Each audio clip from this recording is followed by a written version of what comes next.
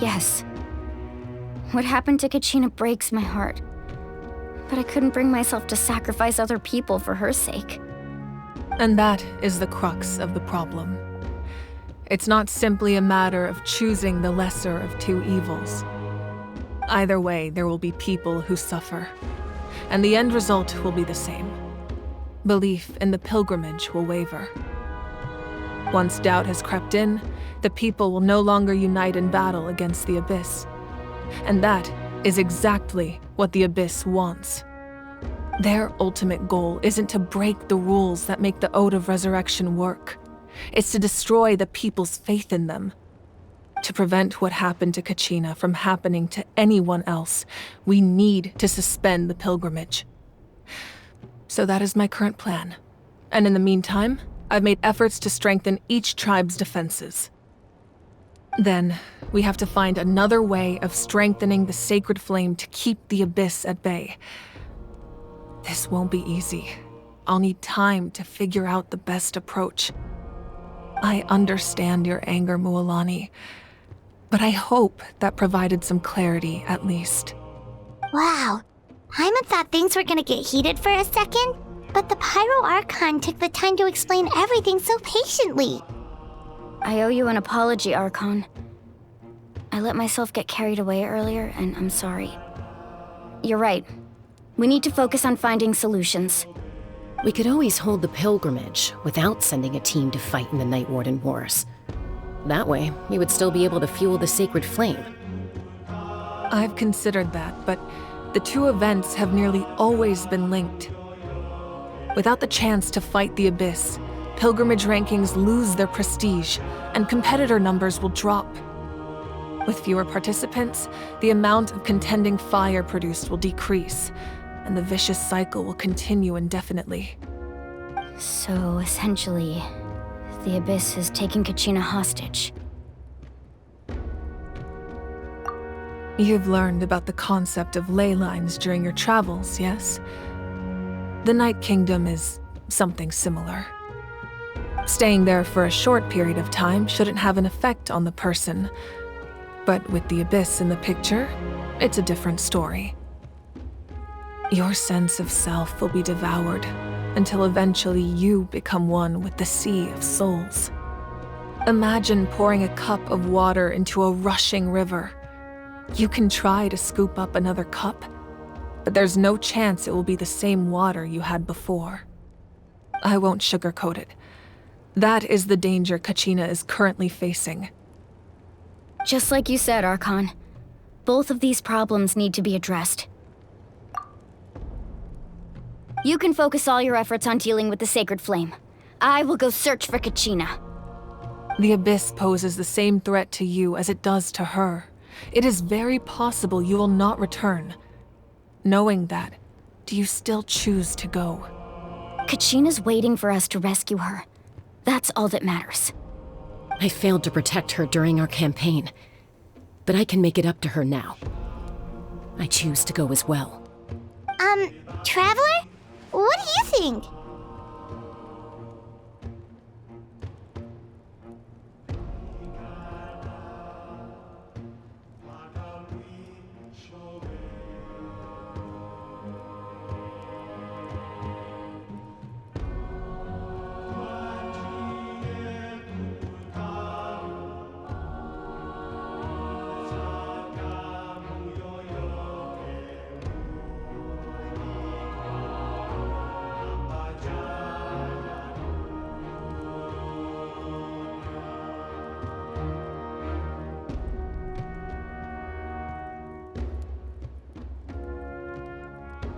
Understood.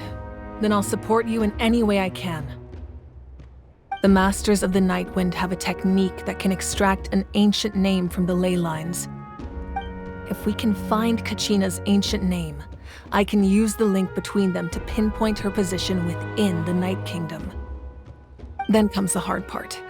You need to visit the Night Kingdom in person and rescue her. But isn't the Night Kingdom a land of souls? Can we even go there? Under normal circumstances, only the consciousness can enter. but there is a way to go there in person. However, know that the Night Kingdom will attempt to repel you, and the Abyss certainly won't leave you be. That's fine by me. Same here. Fighting the Abyss is nothing new for me.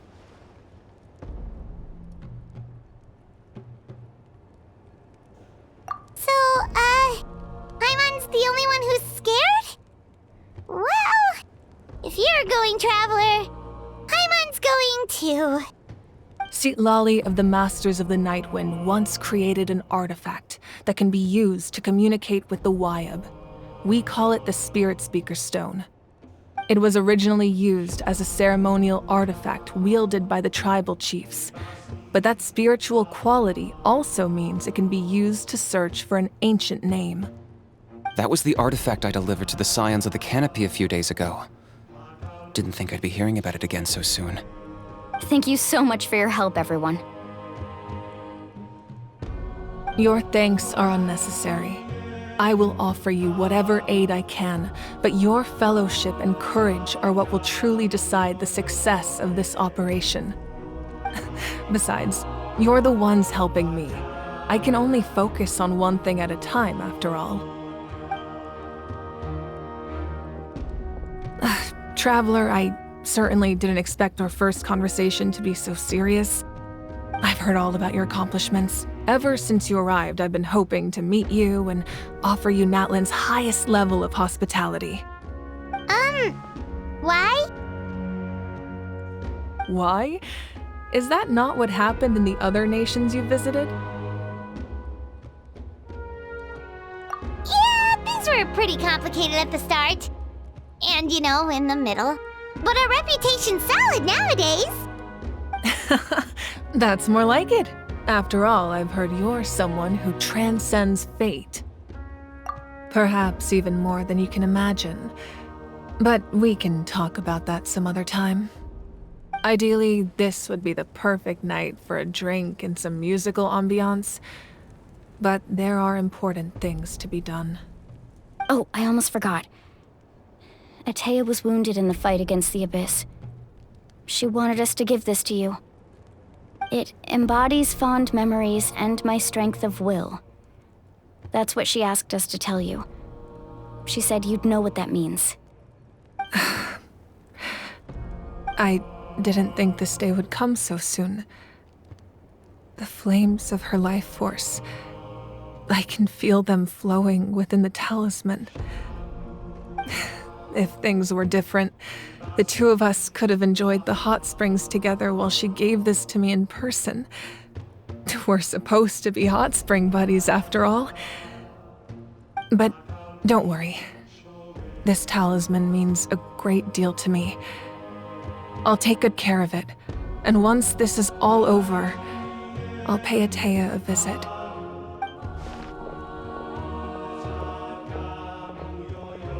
You said you didn't want to jeopardize the production of Contending Fire. But that's not at all why you decided to suspend the pilgrimage, is it? You're right. Even now, the production of Contending Fire is far from sufficient. The gradual corrosion caused by the Abyss has resulted in a massive shortage of pyro energy, and we're currently at the breaking point. As things stand, the pilgrimage is a lost cause. Suspending it allows us to save our strength to defend the tribes. The Abyss has brought catastrophe to Natlan, and Kachina's disappearance in the Night Kingdom is a direct consequence of that. We can't let the general public know that. No. If the public learned that Natlan's destruction was close at hand, there would be immense panic. But if I said nothing at all, they would have continued to question the integrity of Natlan's heroes. Another simple choice. The latter was clearly the better solution. But you chose otherwise. I have never subscribed to the belief that the right choice is the one with the fewest sacrifices. Let's go. There's still a way for the sacred flame to last a little longer. You mean? Yes. Come with me.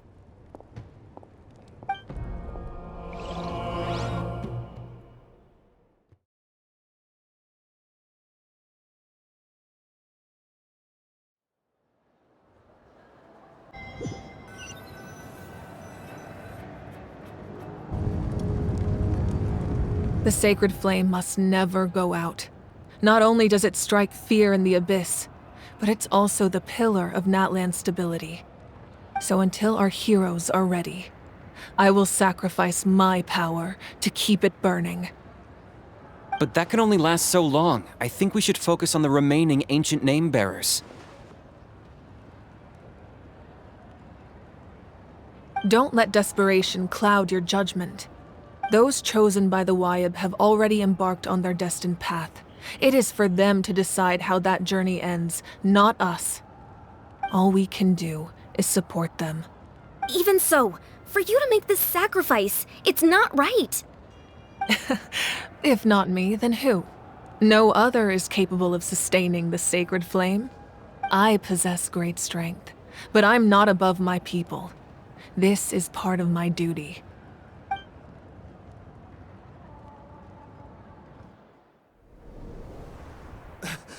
Archon! It's the Fatui!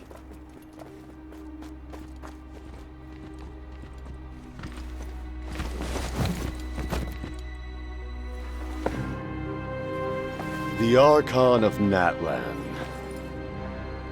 A force to be reckoned with.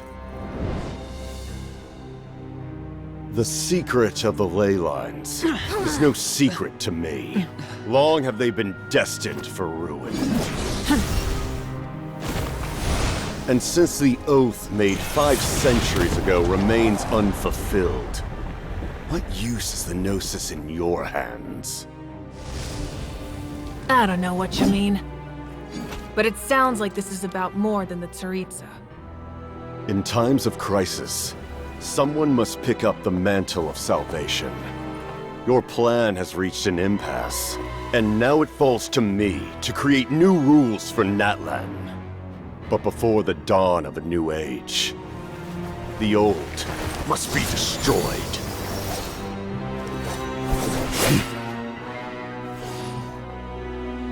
I assume that's the end of your speech? Good. People like us, let our blades do the talking!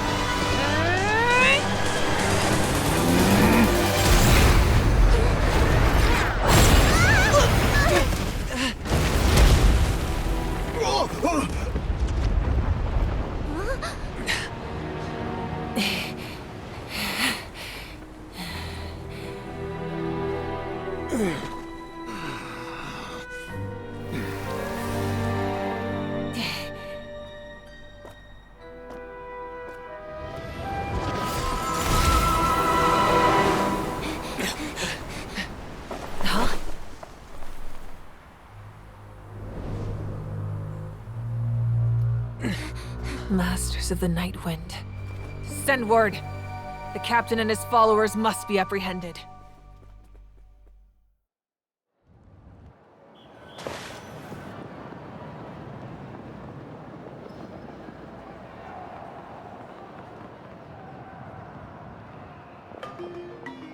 Are you alright, Archon? He was a formidable opponent. Exactly what I would expect from the first of the Fatui Harbingers. I never imagined someone could match you in combat. If the Tsaritsa sent him here, why would he bring up what happened 5 centuries ago?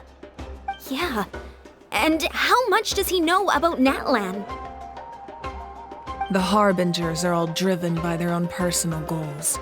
The only purpose that unites them is collecting the Gnosis. But I'm sure the captain has his own reasons for being here as well. Whatever his motive, we should shift our focus to the Fatui. If they attack again, and we're not prepared, we're done for. No, we're running out of time. The wound I inflicted should hold him back and weaken him for the time being. Besides, I'm sure you noticed, the power that came to his rescue just now came from the Masters of the Nightwind. In other words, there are traitors among us.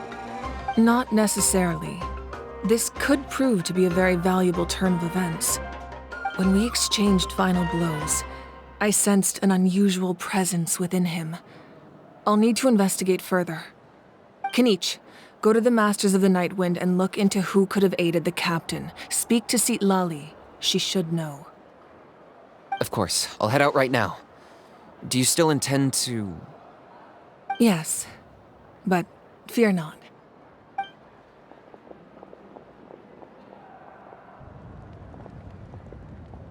Natlan's strength has never rested solely in its Archon.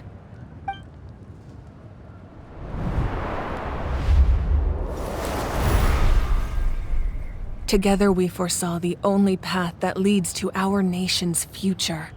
We must trust in that vision now.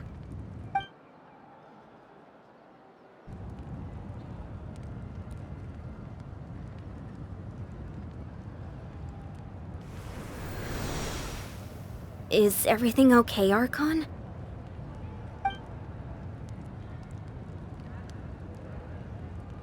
Completely fine. Just lamenting the fact that I never got a picture when I could still turn my hair into flames. Too late now. I just hope the others have a safe journey.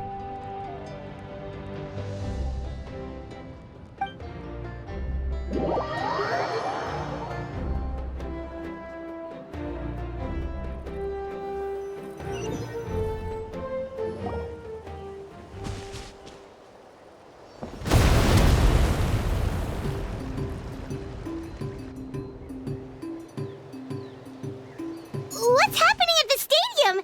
Did something explode? It feels like the Archon unleashed her power. She must be fighting a formidable opponent. Should we go back and check what's going on? Have faith in the Archon. She wouldn't lose in a one-on-one confrontation. Once we find Kachina's ancient name, we'll head right back. Okay, let's just keep climbing. Paimon really hopes nothing goes wrong.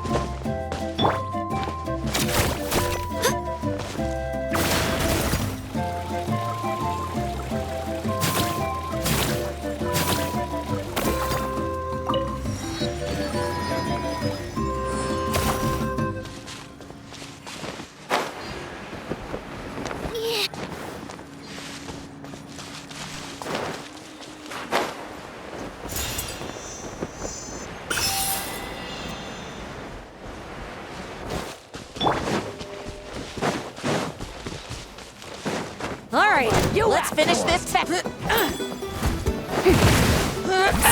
up! That was quick.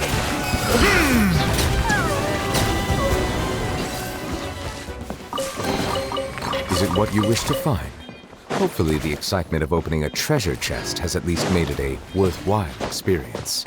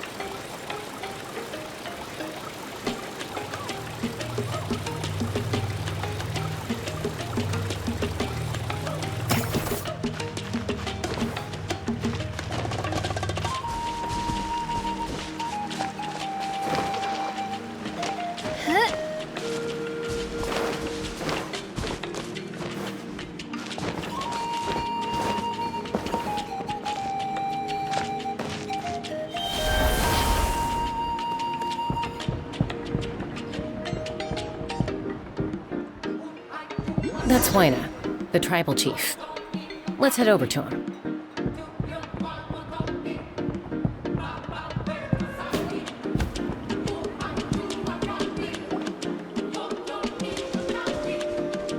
Chaska. Nice to see you again, Wyna. I'm afraid we don't have time for pleasantries, so I'll get right to it. We're here for the Spirit Speaker Stone. Whoa, hold on a second. At least tell me why you need it first. My friend Kachina is trapped within the Night Kingdom. We need the stone to find her ancient name and rescue her. Rescue her? From the Night Kingdom?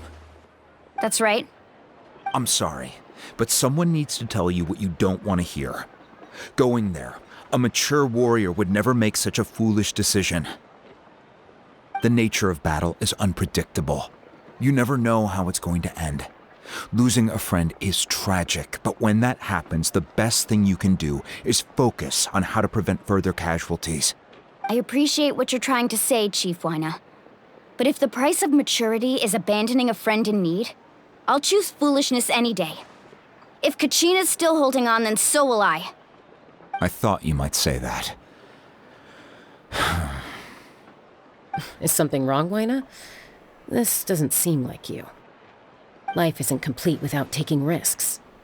That's always been your mantra. It's nothing. The Night Kingdom is a dangerous place. Can't blame me for checking if you were up to the task. If you're that determined, far be it from me to stop you. Here's the stone. Keep it safe, okay? It's not like we have a spare. Thank you. Huh. Seems like you two go way back. But aren't you from the Flower Feather Clan, Chaska? Oh, Chaska's a peacekeeper, so she's famous throughout the tribes. She's always the one people call to resolve conflicts, so we slowly got to know each other that way. Her younger sister Quichi's always hanging around our tribe, too. She's helped us out a lot in the past. Oh, you have a younger sister? Yes, I'll introduce you to her sometime. But let's get back to business. Wyna, how do we use the stone? As you probably know, your intended destination is completely different with concepts. And the ancient name you seek is like a tiny fish swimming downstream. In that sense, the stone is like a fishing boat drifting down the river. But the boat alone isn't enough. You need a fisherman experienced enough to steer it in the right direction. We couldn't do that ourselves? With a little practice, I'm sure you could. You have the strength and the talent. If you want to make sure this works, though, I could recommend someone to you. Who? Vichama, a legendary warrior and scout from our tribe. He's got a keen eye and a well-honed intuition. Even his ancient name means to seek. If you're fishing for a name, you're gonna want him on the boat. Vichama? Why does that name sound familiar? He's one of Auntie Atea's hot spring buddies. I've heard stories about him. Where can we find him? Ever since Malco passed, he spends most of his time gazing out at the scenery from the cliff tops. Follow the path that way, and I'm sure you'll find him. Thank you. We'll go look for him there. Good luck. I hope everything goes well.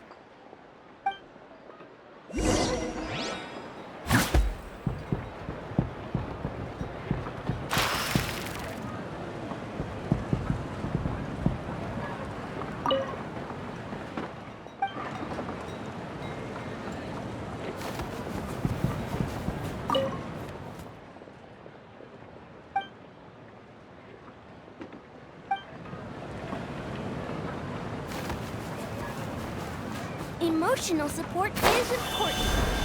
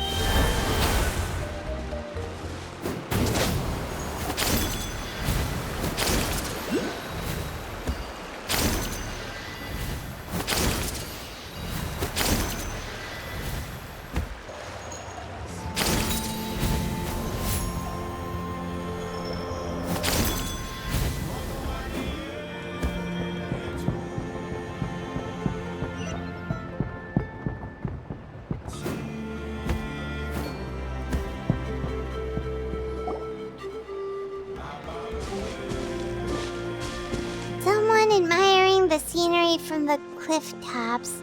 Ah! That must be him! Hello there, are you Vichama? That's me. Did you need something?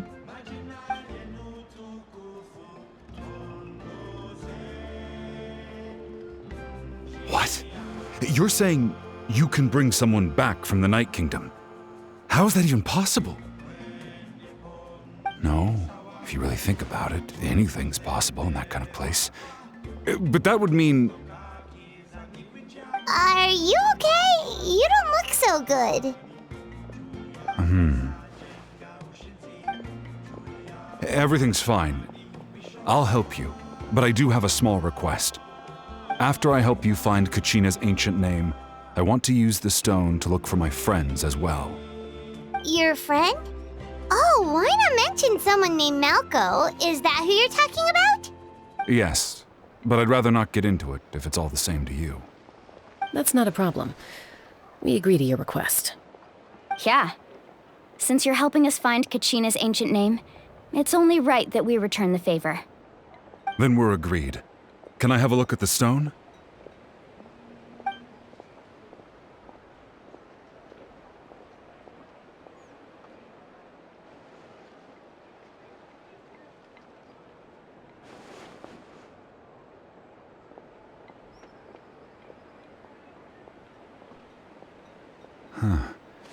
I see. From what I can tell, it functions almost like an abyssal pylon. Both connect the Night Kingdom to the living world. Once the connection is established, the abyss will come surging through the opening like a predator honing in on the scent of blood. So we have to be sure not to use it in a tribal settlement. Wow, you got all that just from looking at it? I just picked up on the basics, really. I still have no idea why it works. You said someone named Sitlali invented this. They must be a genius. I'll go find an open area and start setting things up. In the meantime, I need you to get 2 things for me. We'll go right away. What do you need? First, I'll need some hook ropes. Pretty much every store around here carries them, so no need to go anywhere special. Oh, and I need to build a net out of them, so make sure you get a good amount. Wait, are you saying you're going to use a real net to catch Kachina's ancient name? How does that work when one's tangible and one's not? By creating something tangible in our world, like a net, we can create a connection to a corresponding concept in the Night Kingdom. Basically, I'm going to use the concept of a net to catch something equally intangible, an ancient name. Oh, I see. What about the second thing you needed? Right. I need 2 chunks of obsidian. Once we bring the ancient names into our world, we'll need a place to store them. Normally, you can only get obsidian from the Children of Echoes, but I heard there's a traveling merchant from that tribe around here somewhere, so maybe you can try your luck there. Gotcha! All right, let's split up. See that clearing? Let's meet over there when you're done. Oh, and you can send someone with me if you want, in case you're worried I might take the stone for myself. What do you think, Chaska? There's no need. Lena spoke highly of you. That means you're trustworthy. I appreciate it, even though that doesn't mean much to me anymore. Anyway, it'll take some time to set everything up, so no need to rush. I'll see you in a bit.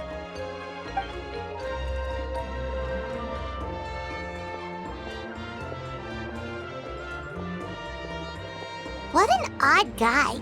He seems so defeated, but also really invested in the stone at the same time. I don't have any more insight than you, Paimon. Let's just focus on the preparations for now. Hang on, Kachina. We're coming for you.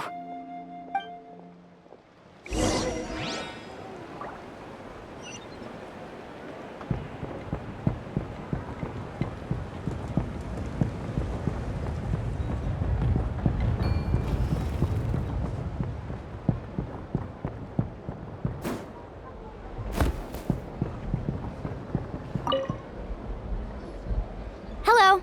Do you have any hook ropes for sale? Hook ropes? As in rock climbing equipment? Yes. How much for your whole stock? Oh, the whole thing? Let me see. That would be 30,000 mora in total. Deal? Deal. Wait, really? What, you want me to drive down the price? We just need these as fast as possible. Thanks. Oh, no problem at all. I'll even pass along some information on the house. These ropes are usually used by rock climbing enthusiasts. If you want to learn, Roka's the person you want to ask. All right, that's everything. Here you go. Now we need the obsidian. Let's go talk to the traveling merchant Bichama mentioned.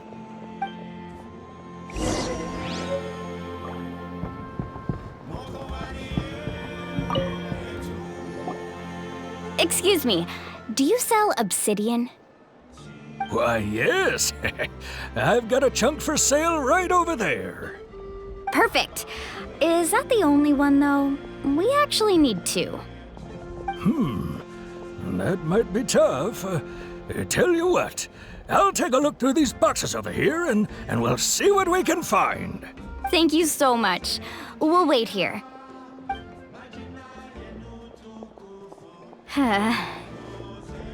Relax. Everything's going according to plan. I know, it's just... I could tell Vichama feels the same way about his friend that I do about Kachina. I hope this chunk of obsidian isn't the only one. Kachina always carries all sorts of shiny stones with her.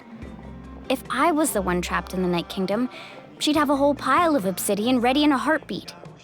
Well, would you look at that? I did bring an extra. Here you go, young lady. How does it look? Perfect! Thank you. How much do I owe you?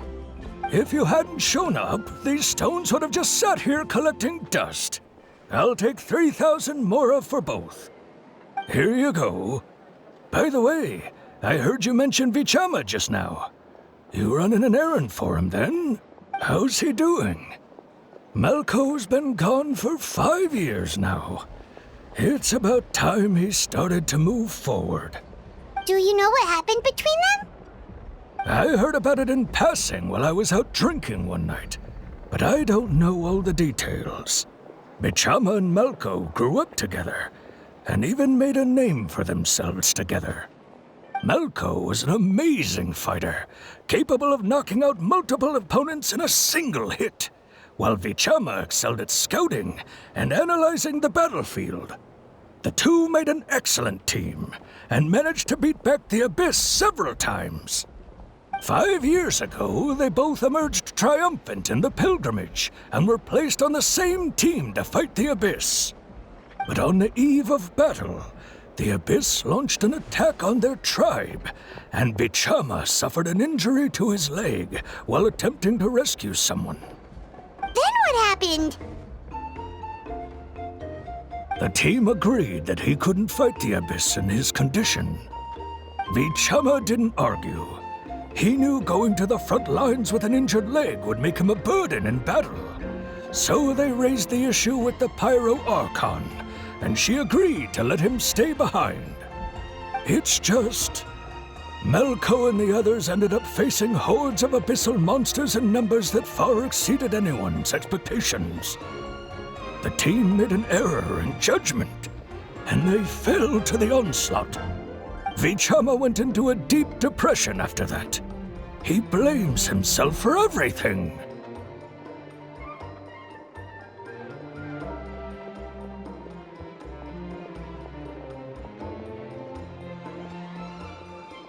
Oh, you're not wrong.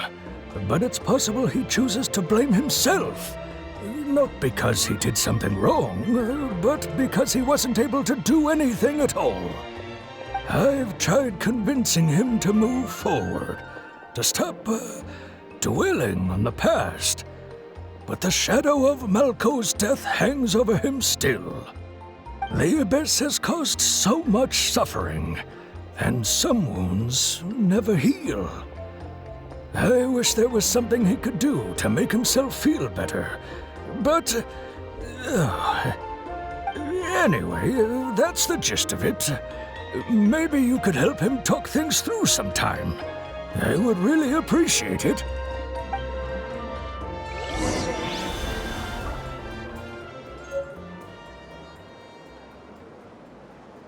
Emotional support is important.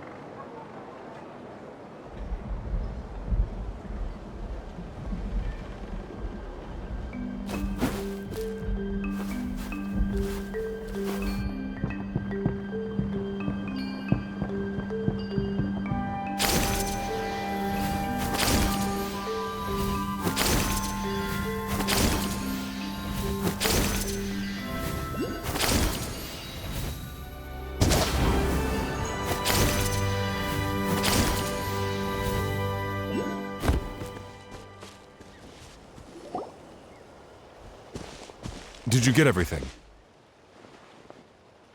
Yep, it's all here. When do we start? I've made all the necessary adjustments, so we're good to go. As agreed, I'll help you find Kachina's ancient name, and then you return the favor.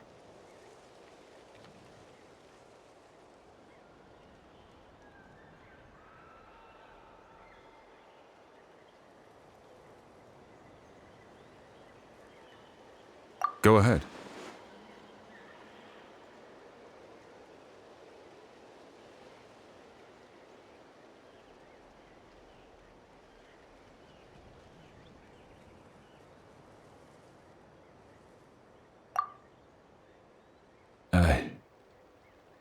Yes.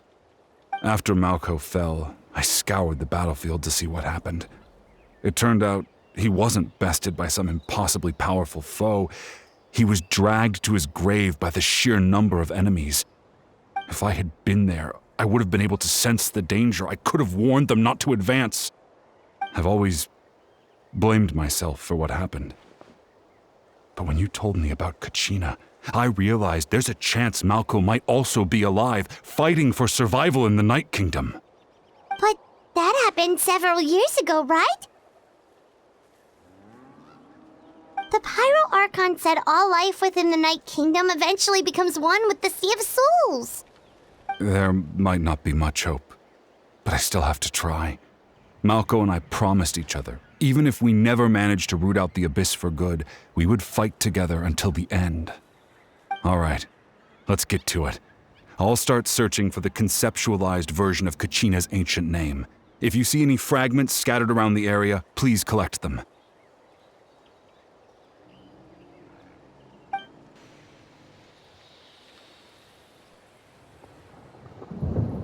Make sure you prepare yourselves for battle.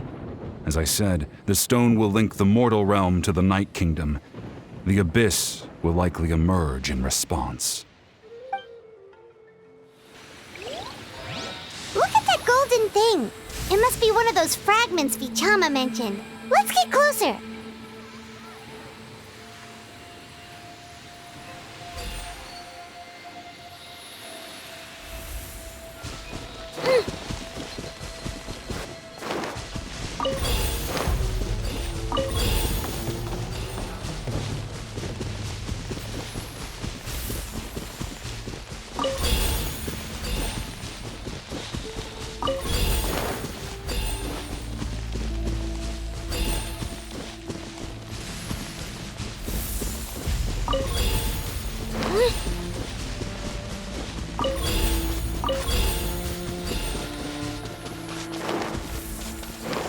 Whoa, monsters incoming! Watch out, everyone! As one with wind and cloud, the wind knows me. Let the world collide! The tides beckon. Silence!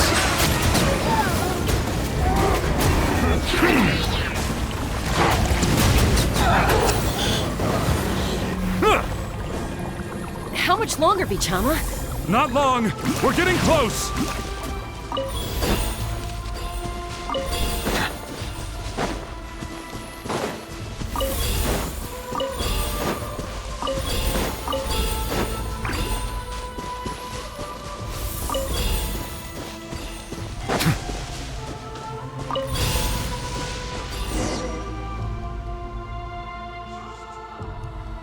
Vichama!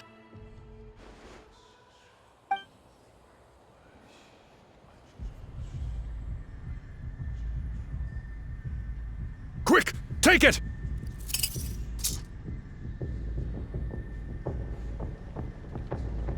I found Kachina's ancient name.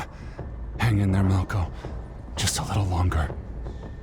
Something's not right. The power of the Abyss is getting stronger. The Abyss is corroding his body. Vichama, you can't keep going. You'll die. I should have died 5 years ago. I just need a little more time. Please, I'm almost there. Thank you.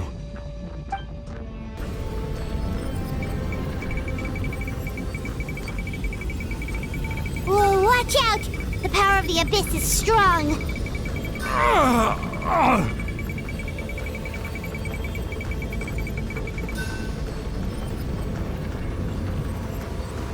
This power. hanging in there?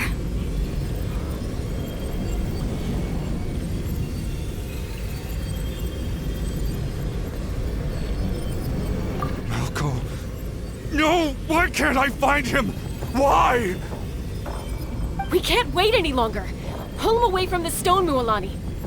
I already tried, but the power of the Abyss has him in a chokehold. It's like he's tied to the stone with an invisible rope. In that case, we have no choice. I'm sorry, Sea Molly. Get back! Chaska, wait!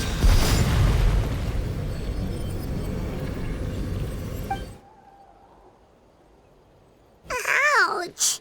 What happened just now? It looked like the Spirit Speaker's stone was...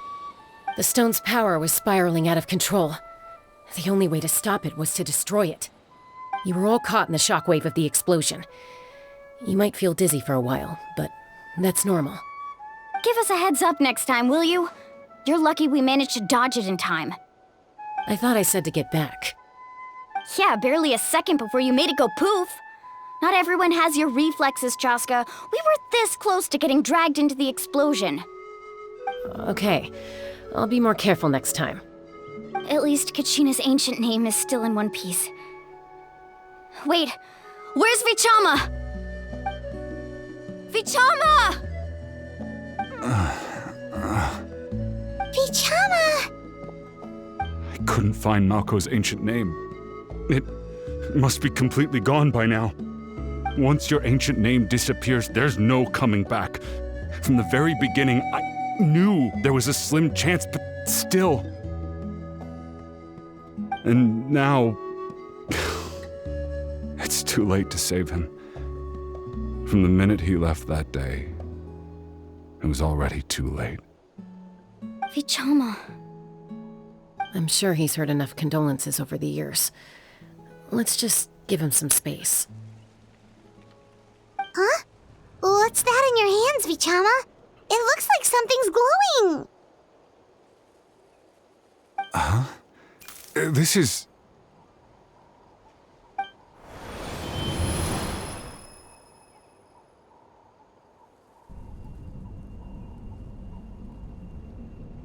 Hey, Malco. Got any strength left? Not enough to swing a sword, but to say a few last words? Sure. Too bad. No one will get to hear them. I never thought I'd actually die on this mission. Not that I'm afraid to die. It's just... hard. Thinking about my mom's face when she hears the news. Guess I have something to be thankful for then. My parents died a long time ago. They won't have to mourn me.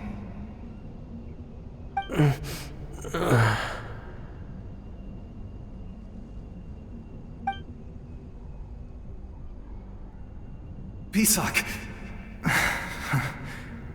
Always had to beat me at everything, didn't you? Right to the end, you were never one for goodbyes. Maybe you're right. Maybe no one will get to hear our last words. But just in case, Vichama, I'm so glad you didn't come with us. Don't be sad. Just keep on living. For the both of us.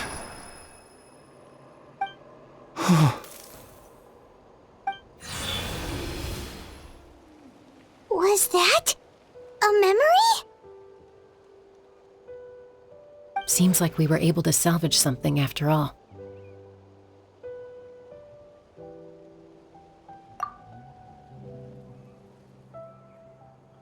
Of course. Seeing him, hearing his voice again, it makes me unbelievably happy. But it also brings with it an even deeper pain. A deeper pain? Why? Malco was always the type to put on a brave face. But in that memory just now, his hands were shaking, and his smile was forced. For all these years, I regretted not being able to fight alongside him to the end. And now I know, at the end of his life, he was thinking the same thing. Bichama. I'm fine. Actually, I heard Chief Wyna wasn't really on board with your plan to go to the Night Kingdom. When you asked for my help, I hesitated too. I knew helping you find your friend's ancient name meant leading you one step closer to danger. But I also understood why you had to try. Everyone has regrets in life, but not everyone gets the chance to make up for them. Once allowed to fester, guilt strips us of our most valuable qualities as warriors. In that sense, we might as well choose the braver path from the very beginning.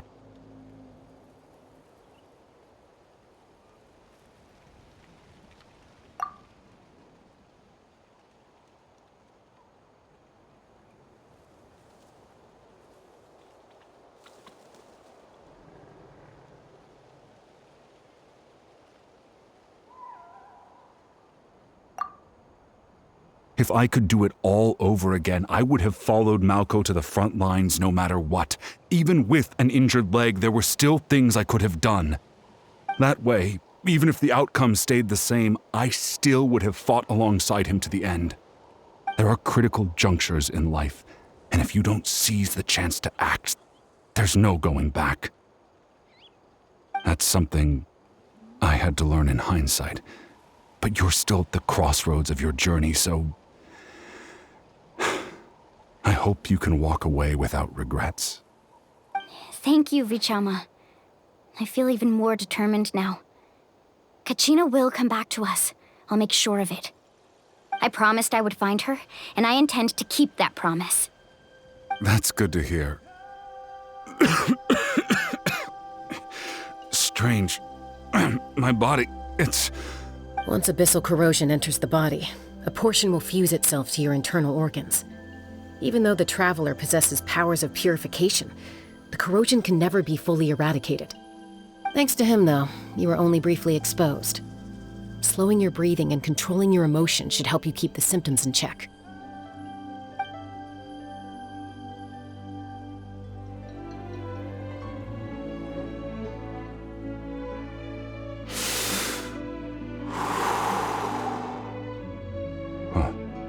That does make me feel better. You seem very knowledgeable about all this. Just speaking from experience, that's all. Anyway, we've recovered Kachina's ancient name, so we're off to a great start. Let's get Vichama back to his tribe and tell Wyna the good news. Oh, and apologize for destroying the Spirit Speaker Stone. We had no choice, though, so he'll probably understand. Right?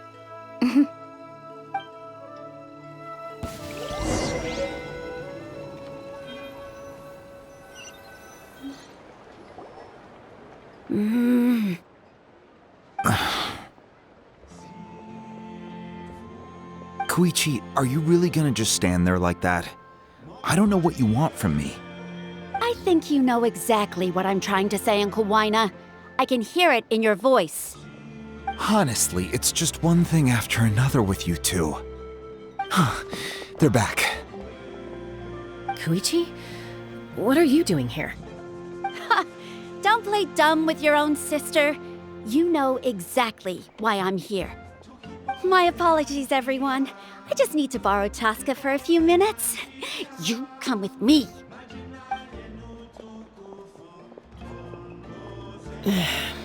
I'll be just a moment.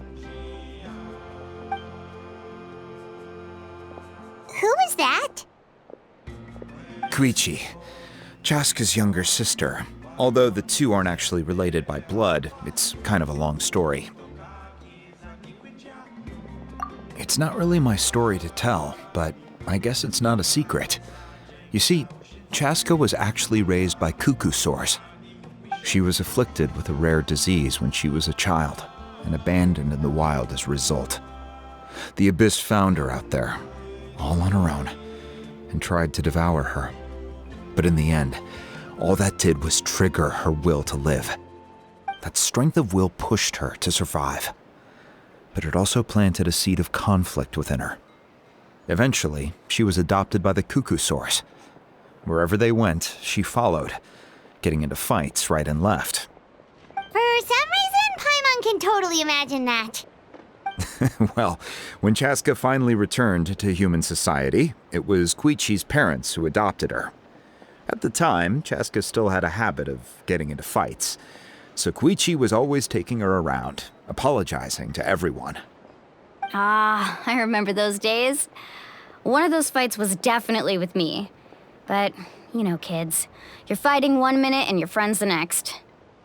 Eventually, she found a way to rein in that desire to fight. And now she's who people call to resolve conflicts. She's known as the Peacemaker. It sounds like she still argues with Koichi, though. Don't siblings usually stop fighting when they get older? That's partly my fault. Koichi asked me to stop Chaska from doing anything dangerous, but you probably know by now, once Chaska makes up her mind, there's no changing it. Oh, I get it. No wonder you tried to talk us out of going to the Night Kingdom. Chaska even said that wasn't like you. I'm all for your adventure. You need to take risks when you're young, because by the time you're my age, you couldn't attempt something like that even if you wanted to. Better try now than live with regrets later. That's what I say. Still, I can understand where Koichi's coming from. In the end, nobody wants to sit back and let a loved one put their life on the line.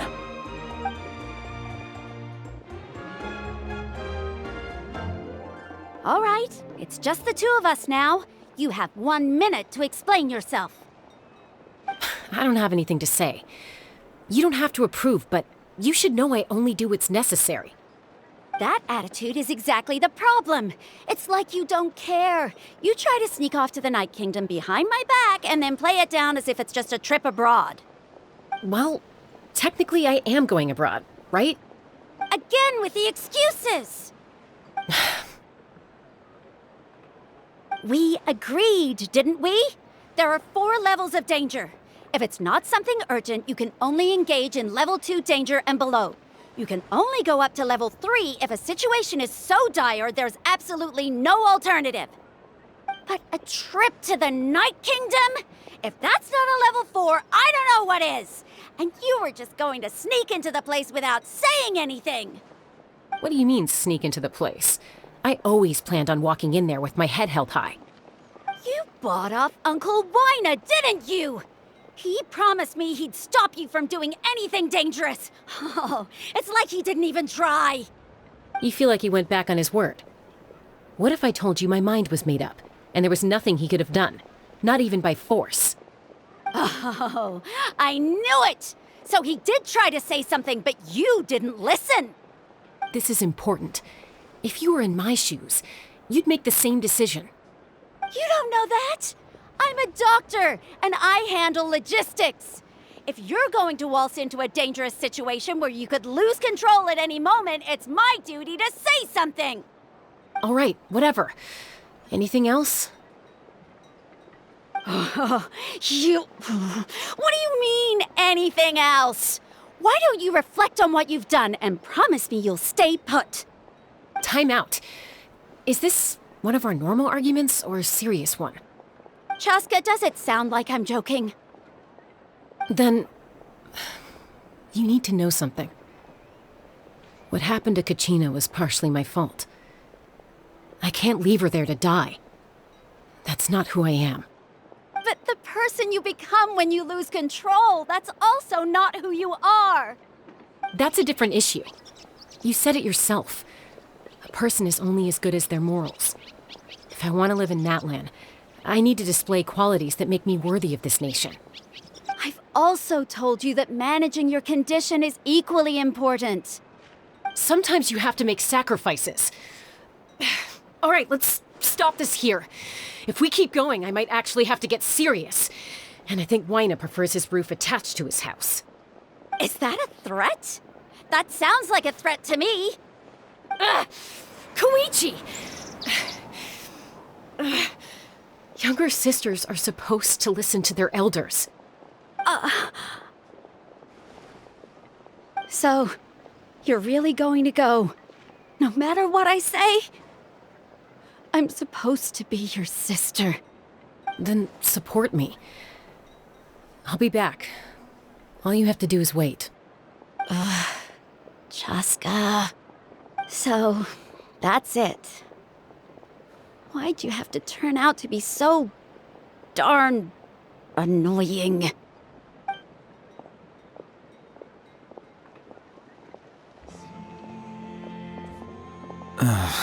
You two are something else. Something you wanted to say?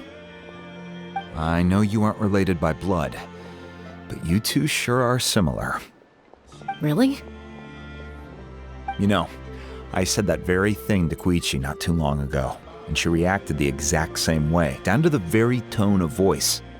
It's not my place to get involved, but I will say this. Try to spend a little more time with your sister. You're tough kids. That doesn't mean you have to go it alone.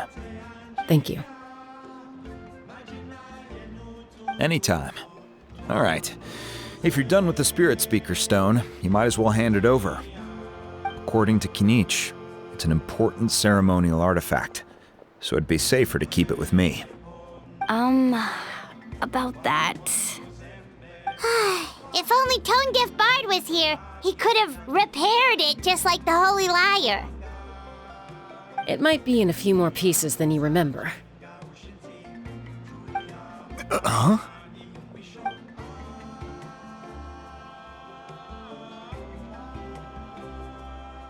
I see. Sounds like it was an urgent situation. If someone's life was on the line, then you had no choice. Still, Citlali's going to be a nightmare to deal with now that you've broken her stuff. I'll explain everything to her later.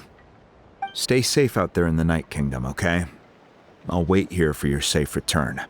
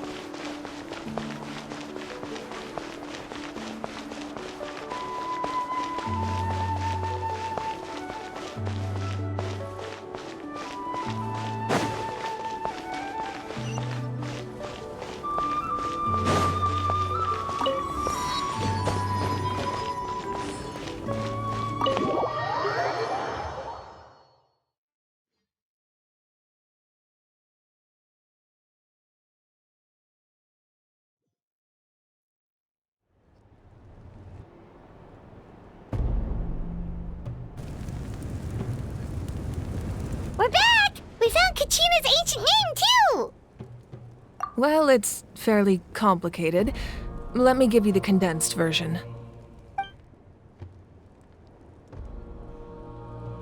The Fatui again?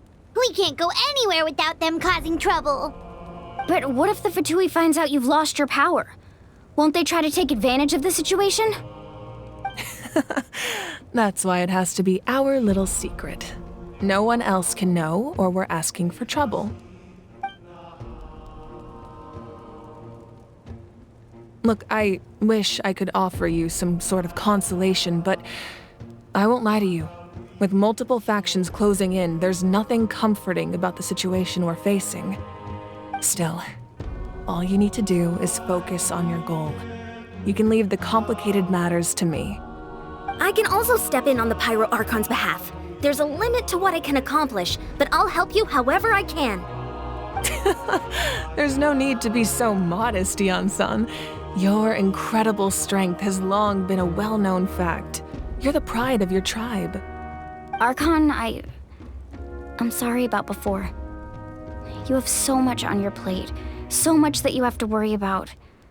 But all I could do was focus on my own feelings. You have nothing to be sorry about. We all get overwhelmed by our emotions, myself included. Your reaction to Kachina's disappearance, I understand that feeling very well. Well, now that we have Kachina's ancient name, let's go track her down. Follow me.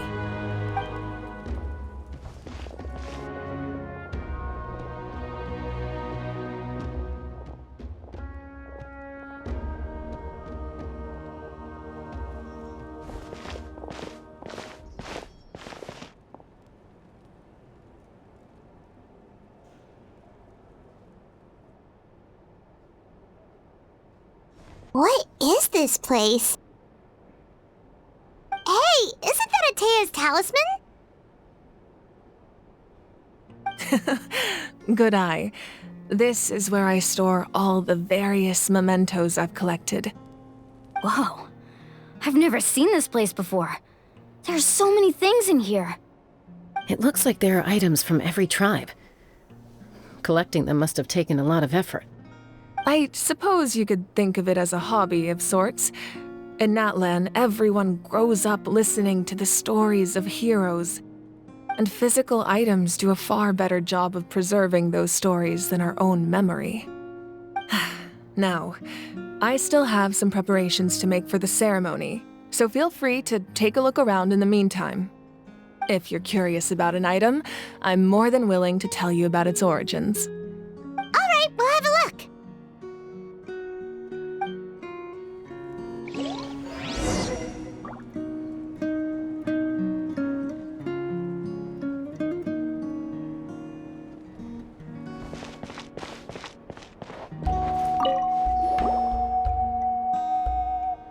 There are so many jars and potions around here. Do they have anything to do with alchemy? No, those belong to the Masters of the Nightwind. They're ceremonial tools used to amplify the ability to communicate with the Night Kingdom and the Wyab. Yamaya is an expert in this field, and she taught me a lot. Even though she appears stoic and serious, she actually has a keen sense of humor. The tools you see here are quite traditional. Her students found them outdated, so she passed them on to me. The contents of the jars aren't all that special. Oh, except the big jar in the middle. That's what she really wanted to give me. Ooh, must be something really cool. What's inside? Grape juice. Huh? It's quite tasty, although probably expired by now.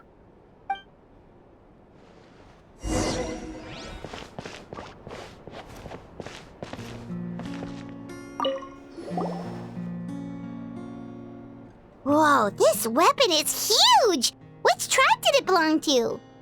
Ah, that weapon belonged to Tenoch, a hero from 500 years ago. Strictly speaking, he didn't belong to any single tribe. That's because even before the disaster with the Abyss broke out, he had already been exiled. Exiled? It was a punishment imposed out of necessity, but he accepted it all the same. He believed it was what he deserved. When the Abyss attacked, the tribes found themselves in urgent need of a powerful figure to lead them into the battle, and there was no one more courageous or resolute than him. He united the 6 tribes and accomplished great feats throughout the war. Ultimately, he perished, and because he had already lost his ancient name, the Ode of Resurrection was unable to bring him back. And so, he was laid to rest, alongside the countless warriors and civilians who lost their lives, buried in the soil of his native land. Wow, he sounds like a true hero. Indeed, even now his story is told throughout the land.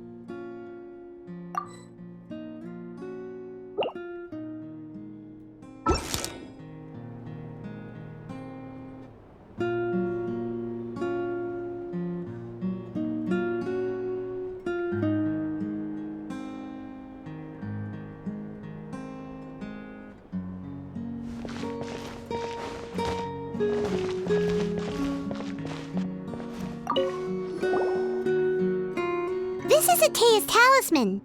I'm sure you're familiar with this one already. Atea was rarely ever without it. The talisman brought her a lot of luck in battle.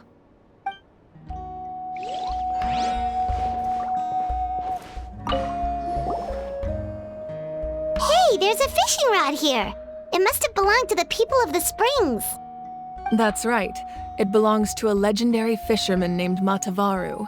I have his entire set of fishing equipment, actually. He and I met in a tavern. He told me about a particular kind of giant fish and his meticulous plan to catch it. In his eyes, I saw a hunger and a strong fighting spirit. To him, the sea was the battlefield upon which he staked his honor. So, did he do it? The next time I saw him, he was covered in scars. It turned out the fish he sought had been corroded by the abyss. He managed to kill the fish, but sustained a serious injury in the process, which meant he could never go deep-sea fishing again.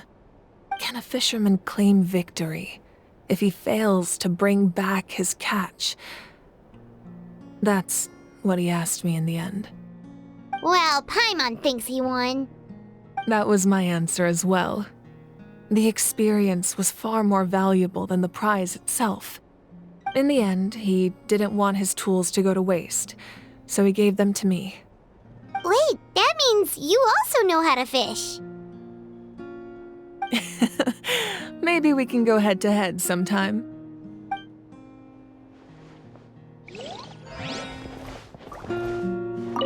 This fishing basket looks familiar.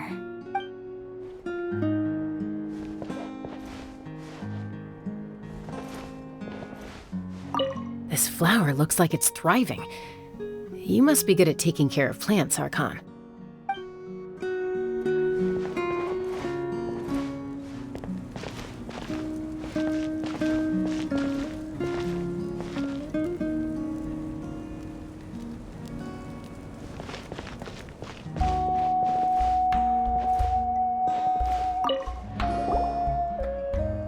Whoa, that belt is bigger than Paimon's head! The Collective of Plenty are known for their bodybuilding competitions and contests of strength. This belt is a symbol of great honor within the tribe. The association with strength might also have been the reason the original belt was extremely heavy. It was difficult for even 2 people to lift. And even if a warrior had the strength to put it on, wearing it for any length of time would still leave them gasping for breath. Sounds like it. So the owner of the original belt, Kitera, commissioned a craftsman to make a copy identical in appearance but far lighter in weight.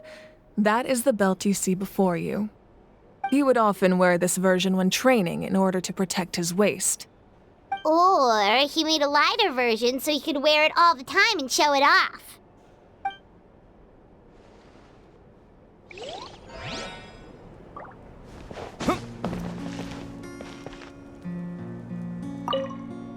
Make sure to handle everything with care.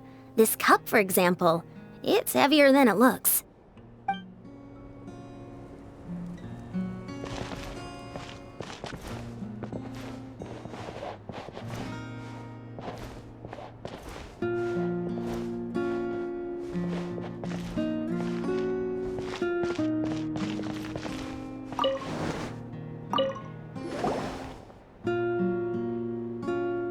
The powder still needs some time to settle, so let's wait a little longer. Well, what do you think of my collection? Do you feel like you have a better understanding of Natlan's culture now? Yeah! If each item represents a different story, seems like Natlan's really been through a lot. Does every item hold a special memory, just like Atea's talisman? That's right. The items in my collection actually serve a similar purpose to the ancient names passed down among the tribes. They demonstrate the true shape of time. The shape of time?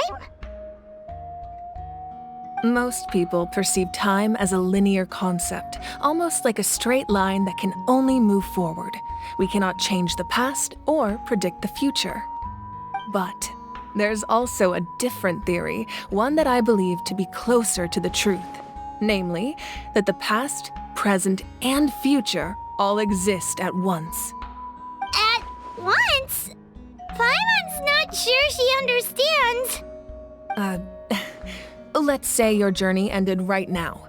Thinking back on your experience in each nation, which one would you say was the most important?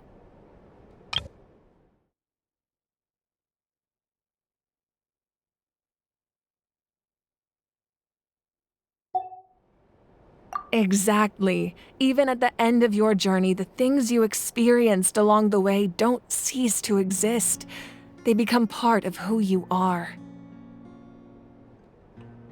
Take out a portion of that journey, and you would likely make very different decisions, and eventually arrive at a very different destination. The future is the same way. It exists even though it has yet to come to pass.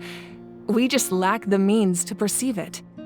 Of course, there are those with the power to foresee the future. They simply call it by a different name. Fate. You're quite familiar with that concept, I would imagine. That does kinda make sense. The future hasn't happened, but already exists. Humanity excels at living in the present, but too often we forget the past and neglect the future. While the pilgrimage and the Night Warden Wars lead us to a better future. Only by uniting the people of Natlan across countless eras can we fight back against an enemy as formidable as the Abyss. To come up with such a set of rules, the first Pyro Archon must have possessed a level of insight I can only imagine. That's correct. At first, he was a mortal man with no special power. After he ascended to the Divine Throne, he used it to borrow power from the heavens and establish the rules of Natlan.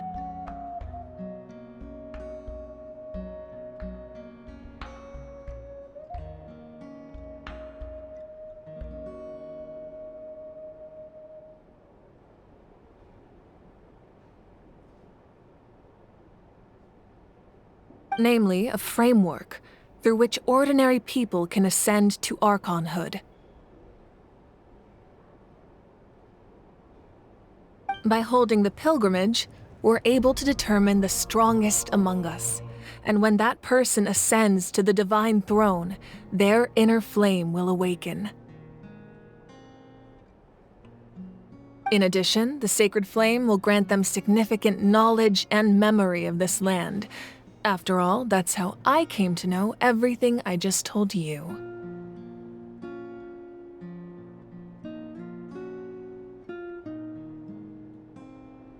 So, it all comes down to the power of the Divine Throne and the rules.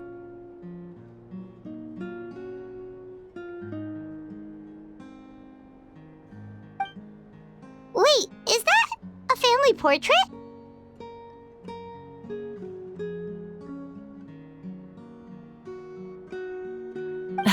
Yes, that's my mother, father, younger sister, and the little saurians we raised.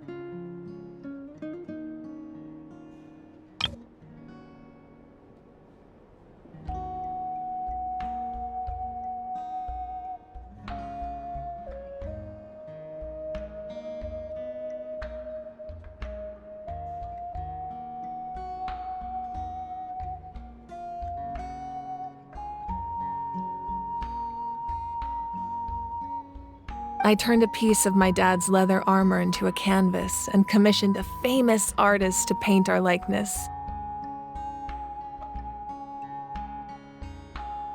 Your sister is so cute! It looks like the two of you are really close. Paimon was having a hard time thinking of an Archon as an ordinary person, but seeing this portrait, it kind of makes sense now. It really doesn't look like there was anything special about you before. Oh, wait, is Paimon allowed to say that? A little late for that question, don't you think?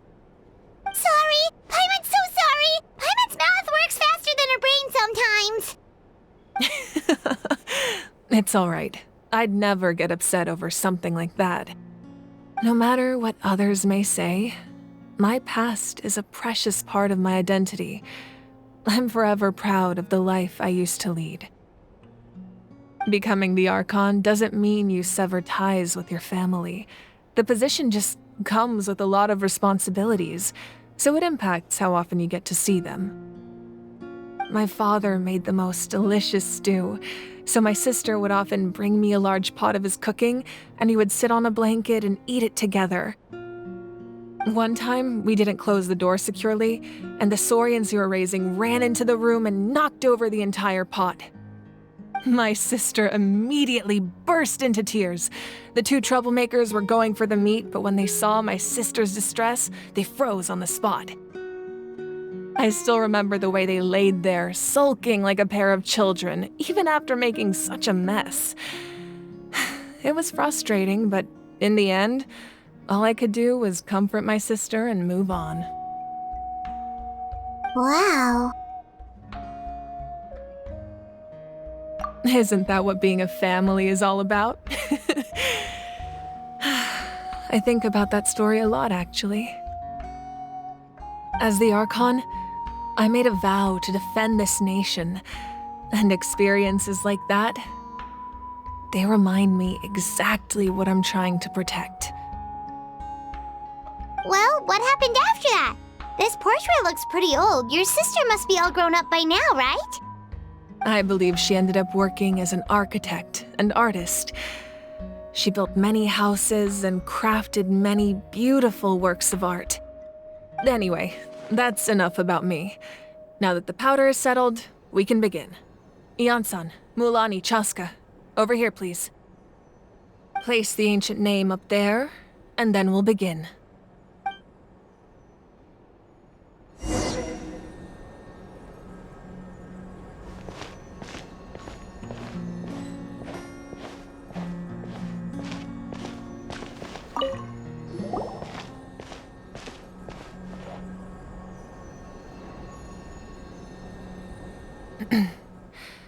Surely as the echoes of life resound through heaven and earth, so too shall our stories remain eternal.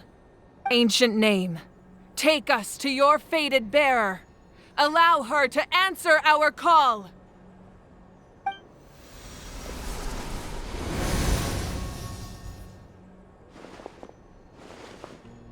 Am I hallucinating again? Kachina! Are you okay? Huh? I'm not seeing things, am I? Is the Abyss playing tricks on me again? It's okay, Kachina. It's just us. We're trying to find a way to bring you back. Everyone, you have to listen to me. I've been investigating the Night Kingdom this entire time, and I figured out what's wrong. The Wyup is being affected by the Abyss. I was waiting for the Wyup to send me back, but then this really strong monster came in and it almost killed me.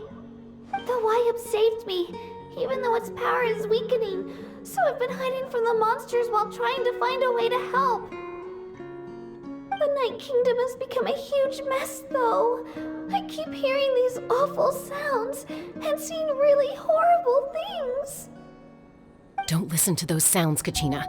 The Abyss is trying to strip you of your sanity. All you need to do is stay safe and wait for us. We'll be there shortly. It's okay. I feel so much better now that I've had the chance to talk to you guys. You don't need to worry about me. I've never been strong or special at all, really. So I don't blame anyone for forgetting about me or leaving me behind. Just knowing you care is more than enough. I'll find a way back. You don't have to put yourselves in danger to come rescue me. You're always like this, Kachina. Now's not the time to act tough. We're coming for you, and that's final. I don't know what lies the Abyss has been feeding you, but I'll tell you something right now. Nobody here sees you as a burden. You're a victor of the Night Warden Wars, a hero of Natlan. All you need to do is wait for us to rescue you, and you'll get all the applause and recognition you deserve.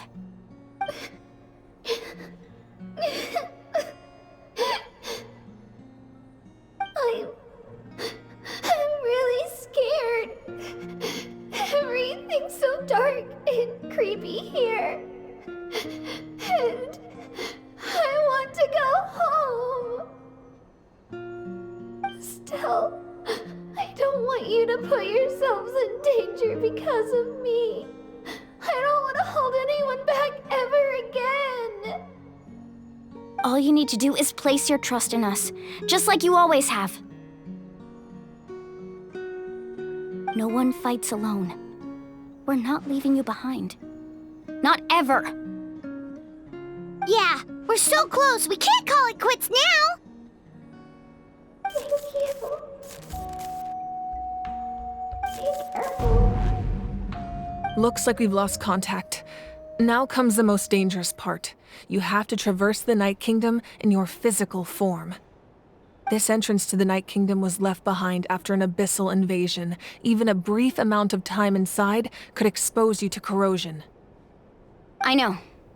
I'm prepared for that possibility. All right, then I wish you all the best. I'll tell Koichi to be ready just in case. She's very experienced in dealing with abyssal corruption. That face you just made. Don't tell me you two got into another argument. No, I just feel bad for creating more work for her. I'll go with them too, Archon. The more people, the stronger the party. Thank you so much for your help, everyone. It really means a lot that you're willing to brave these dangers with me.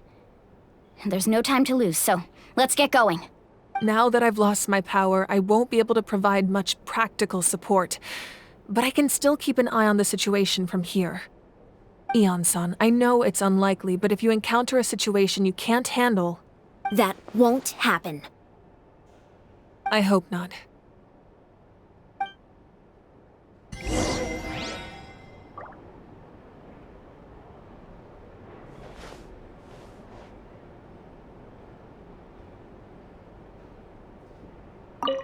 Be careful out there.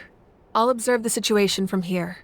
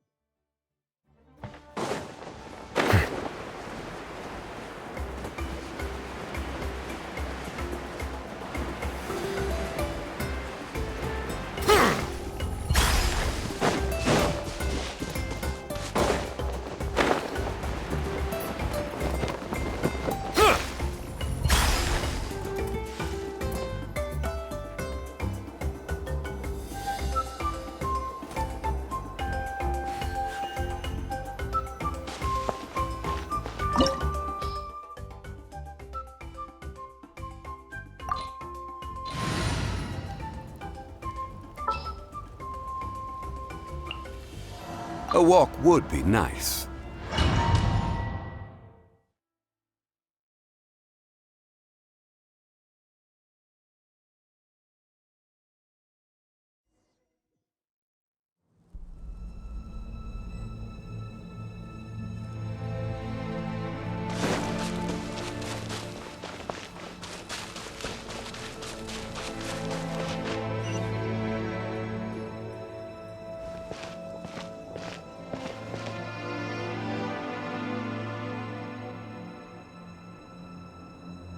So we're underneath Natlan right now? It looks nothing like Paimon was imagining.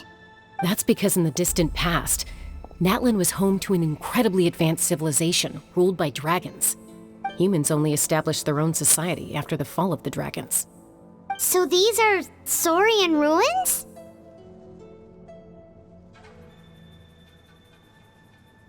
Wait, you mean like the elemental sovereigns? They had their own advanced civilization? Yes, a really long time ago. Very few records have survived until now, so no one really knows what the devices here are for. These ruins have been abandoned for a long time, but with the recent increase in Abyss activity, the installations around here have somehow been activated again. So what you're saying is, we're not in for an easy trip to the Night Kingdom. No. It's going to be obstacle after obstacle from here on out. Why are you all laughing like that? It's creeping Paimon out. It's the pre-adventure excitement kicking in, right guys? Of course. I'm eager to get started. Then let's go. We won't let anything stand in our way.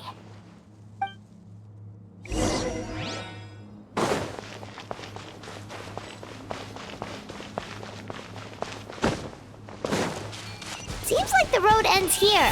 How should we get across? As a professional trainer, I think you could stand to build up your endurance, Paimon. Professional trainer? Paimon thought you were a warrior from the Collective of Planning. Well, that goes without saying. But I actually work as a sports coach. I provide professional guidance for many of Natlan's popular sports. And I don't just mean physical training. I design nutrition plans as well. Those guys look familiar. We've fought them before. Let's go. Show no mercy.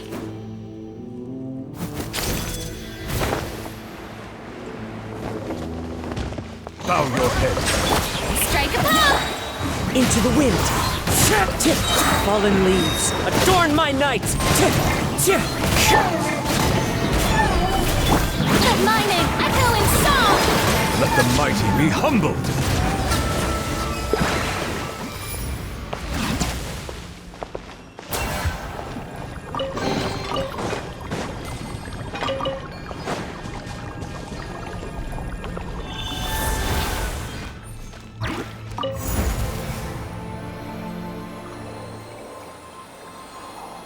Whoa, the place we need to go seems really high up.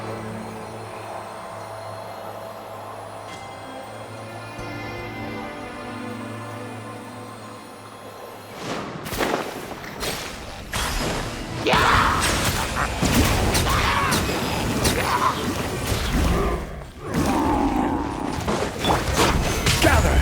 Order guide you. One with nature. Settle down.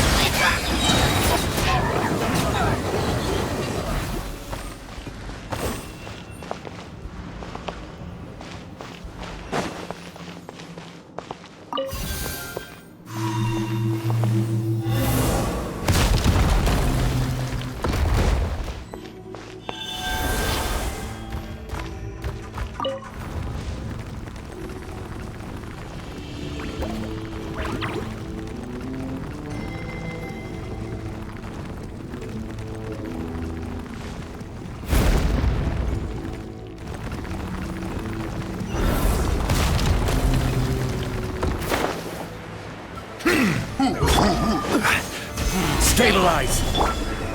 The wind knows me. Clouds high. The birds call. One with nature. Let the world collide! Silence!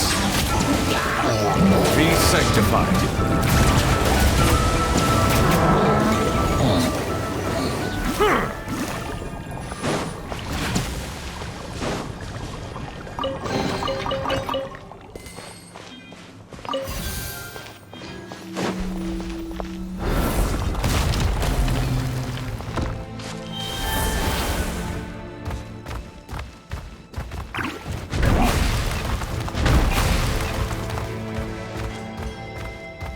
This is the final stretch. We just need to climb up, and we'll be there. Nothing to it. Easy for you to say.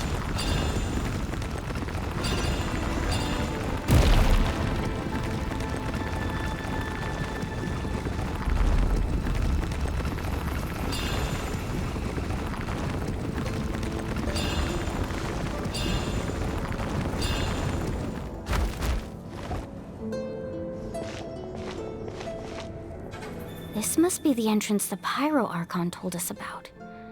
The one ripped open by the Abyss. Yes. There's something in the depths of this place that feels familiar, yet also foreign. We actually have to go in there? Okay, Paimon just needs to psych herself up.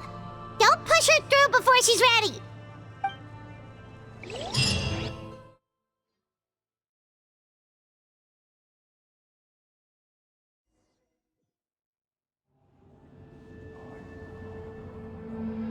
Hey! You don't have to drag Paimon! You're pulling too hard!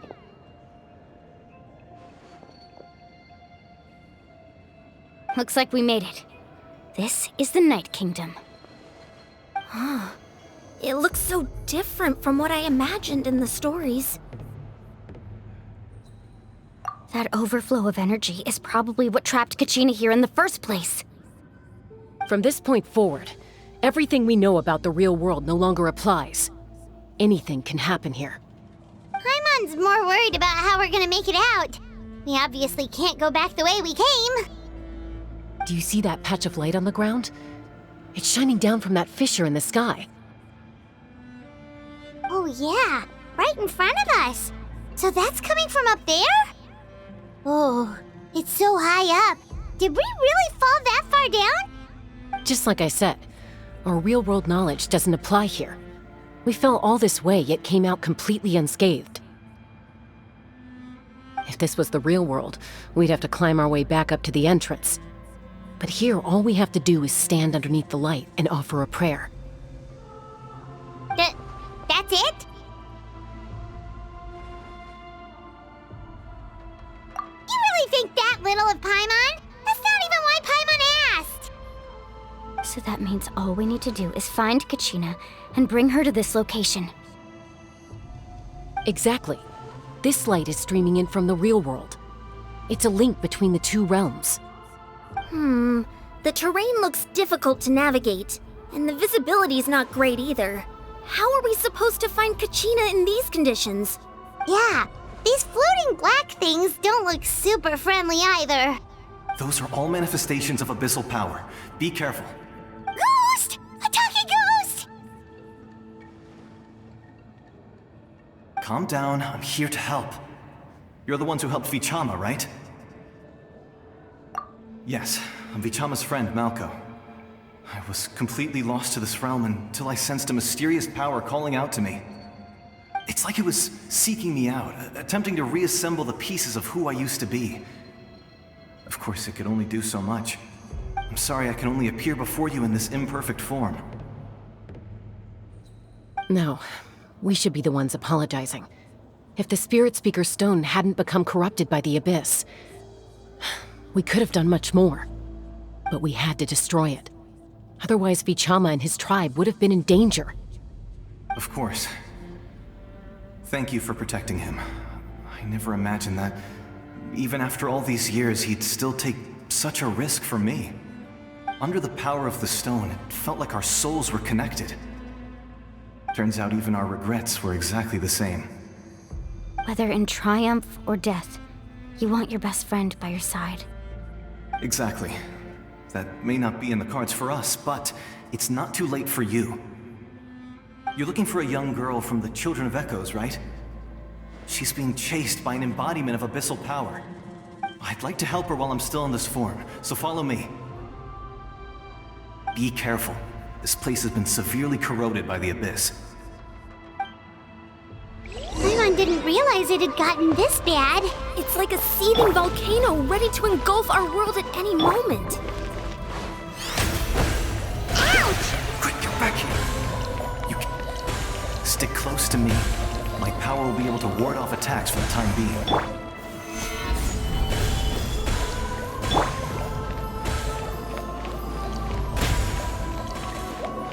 We won't be able to keep this up. Let's try another route. This way.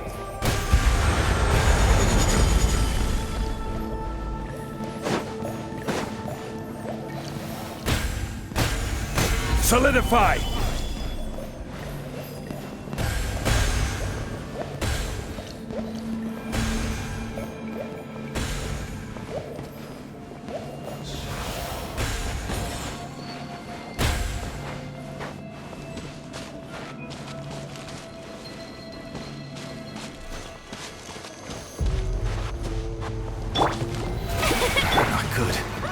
More monsters. We shouldn't waste our time on them. One with nature. Let my name echo in song! Let the mighty be humble.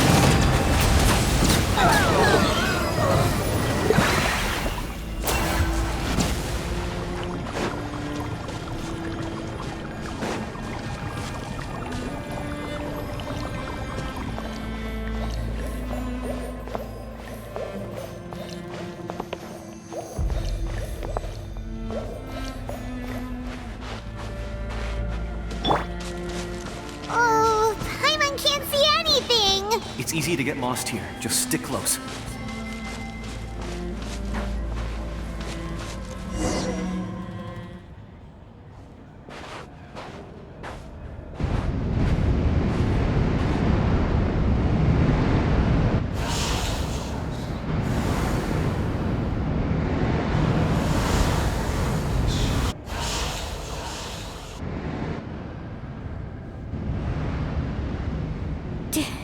Did you hear that?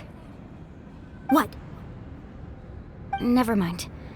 It was probably just my imagination. Don't scare Paimon like that! I heard it too. It was a voice from the abyss. What did it say? Doesn't matter. It certainly doesn't harbor good intentions.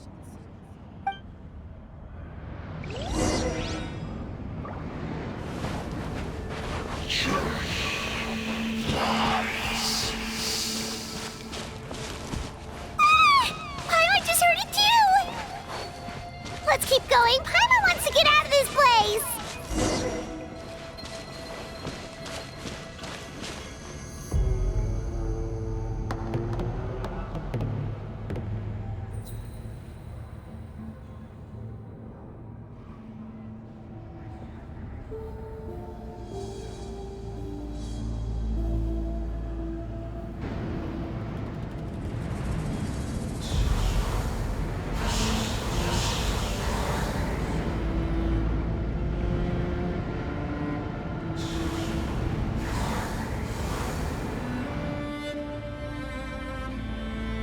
We're here, Kachina!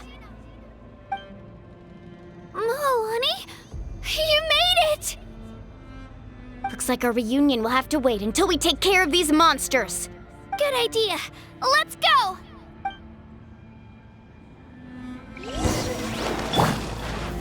Gather!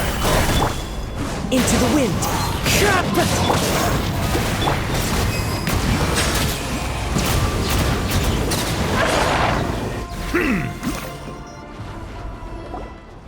You're here! You're finally here! Thank you so much! That monster can appear from anywhere! It almost caught me a bunch of times. The Wyap's power helped keep me hidden, so I just tried to stay out of sight until you got here. Had a girl. You did so well. And most importantly, you weren't hurt. Should we start heading back then? Actually, I have a request. Will you come visit the Wyap with me? I can't exactly put it into words, but something's wrong with the Ode of Resurrection. And I know it has something to do with the contamination from the Abyss. That was the Pyro Archon's theory as well. Everything we've seen here certainly seems to back it up. In the Night Kingdom, there are 6 main totem poles representing the Wyap of each tribe. You can think of them like the body of each Wyap. Additional totem poles, like the ones around here, serve as proxies to which the Wyap can extend their consciousness. There are countless proxies scattered around the Night Kingdom. Through them, the Wyap can extend their consciousness over the entire realm and track down souls no matter where they roam. But if a proxy were to become severely contaminated, then a soul could become lost within the Night Kingdom. Judging by the current situation, I don't think we're dealing with just one contaminated proxy. Even if we could drive back the abyssal power from one of them, that probably wouldn't even put a dent in the problem. Still, we can't just leave the Wyap to suffer. It's protected me this whole time. I agree. We might even manage to draw out the monster that's been hunting Kachina. Getting rid of the monster might slow down the deterioration of the Night Kingdom.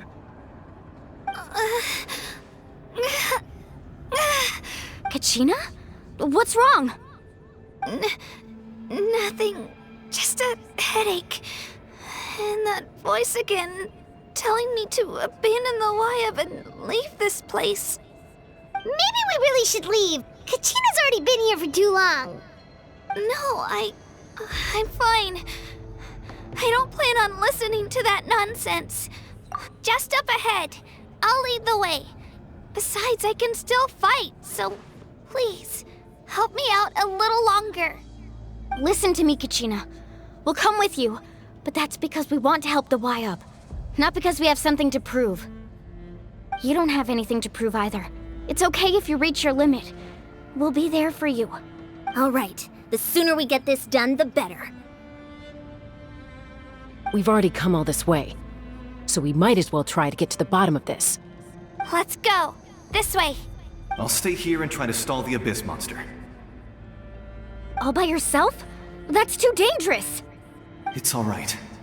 I may not be as strong as that monster, but I'm definitely more familiar with the area. Besides, I don't have much time left. If you're anything like my friend, I'm sure you're not particularly fond of goodbyes. So go. Achieve your goal, and return to the world where you belong. Thank you for everything. You're a true hero. Thank you. No one fights alone.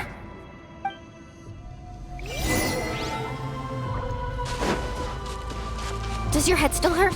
Let me help you walk. I'm fine. You should know I'm made of stronger stuff than that.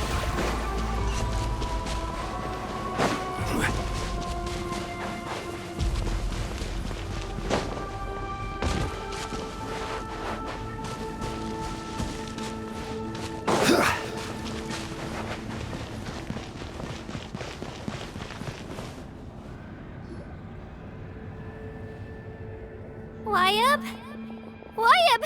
I'm back! My friends and I are here to heal you. Wyab, can you hear me? Wyab? So we were right. The contamination is already too severe. It's preventing the Wyab from answering our calls. All right, get ready, everyone. Time to purge the abyssal energy from this place. Careful. We've got company. Already? You really think that puny soul could slow me down? Courage in the face of futility is pure folly. He tried to get in my way, so I disposed of him. You killed Malco? He would have dispersed with or without me. Rather than worrying about him, I would urge you to focus on yourself. You may have defeated others of my kind in the past, but underestimate me now, and it will be to your peril. No, the power of the Abyss is intoxicating. The destruction it seeks captivates like a masterful work of art. I strive only for the opportunity to see it up close. I thought this naive little girl was an exception, but it turns out humanity is full of lambs willing to offer themselves up to the slaughter. That is the tragedy of your short lives. You understand nothing of all-encompassing power. Ancient names, pride, friendship, all empty ideas invented to give you a false sense of self-worth. They possess no power at all.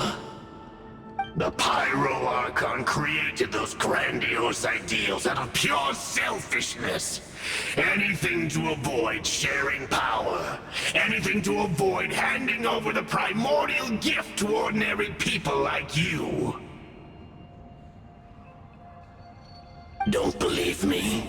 Then ask yourself, why is the Pyro Archon strong beyond measure, while you, Kachina, remain so pathetically weak? Kachina! Give me your hand.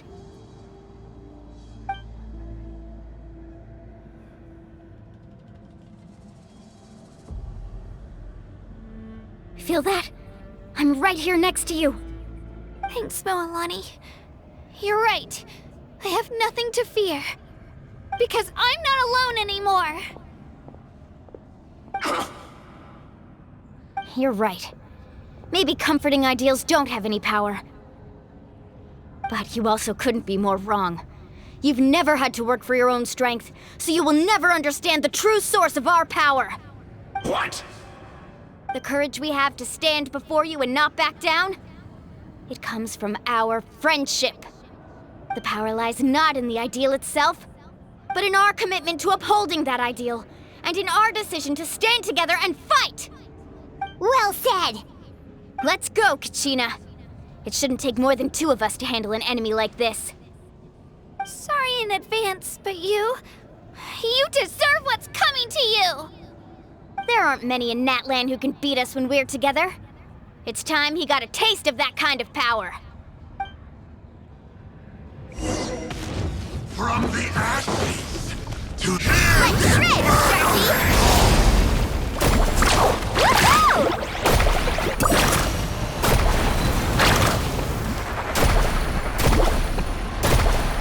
the flames of redemption rage!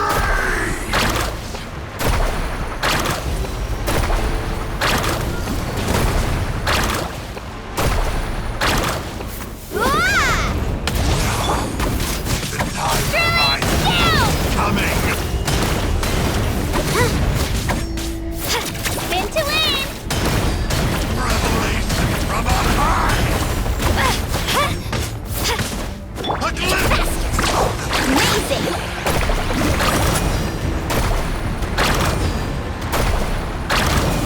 What a small price! Here the infernal fate of this world is already. We won! We actually won! That's what he gets for underestimating you two. Fantastic work, Kachina! Absolutely fantastic! This makes me so unbelievably happy. I'm happy too, Moalani. Together we really are unstoppable! Huh? What's happening?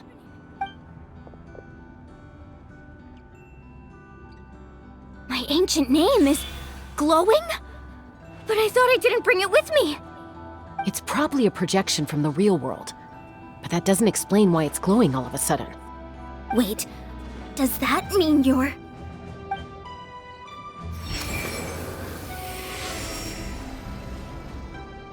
That was a bold move, diving headfirst into the fire to save your friend, especially in a place so overrun with abyssal corruption. Still, seeing you pull it off was really something. Everything you said was exactly right. As isolated individuals, we stand no chance against the power of the Abyss. It took years' worth of scars and lots of unnecessary suffering for me to understand that for myself. The Pyro Archon's plan will unite us as one.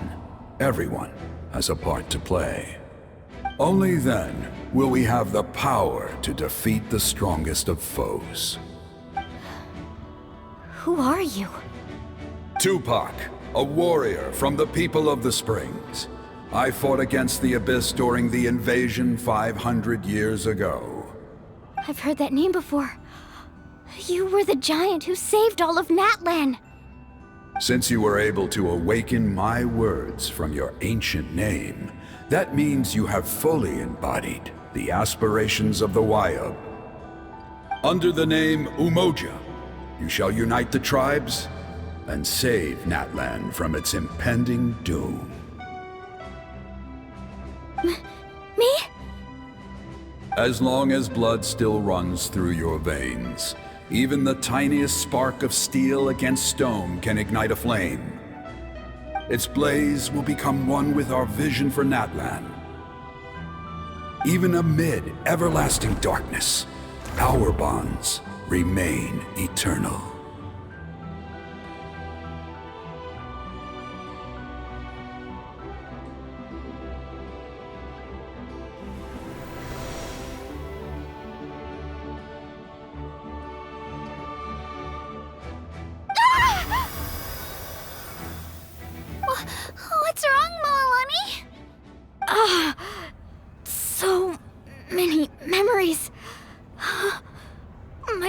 was just flooded with everything he once knew.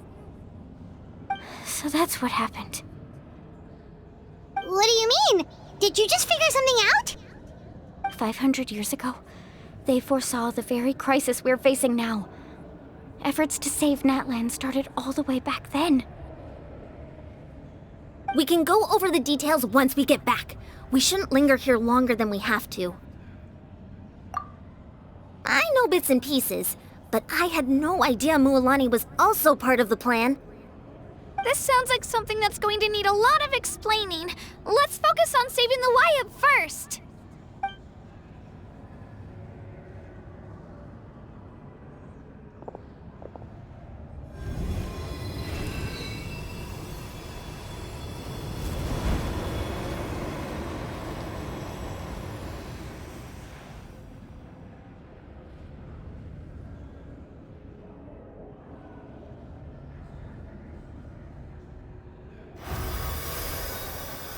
Okay, that should be enough. Wyatt? Can you hear me? I hear your voice, Kachina, my dear child. Great. Well then, I'm afraid it's time to say goodbye. I just wanted to make sure you were okay before we leave, but we can't afford to stay here any longer. I was going to ask why you bestowed an ancient name upon someone like me, but it's okay. I'll keep searching within myself for the answer. I'll never stop trying to improve my strength. One day, I'll live up to the hero you saw in me. You are already an outstanding child in my eyes, Kachina. No matter what happens. Huh?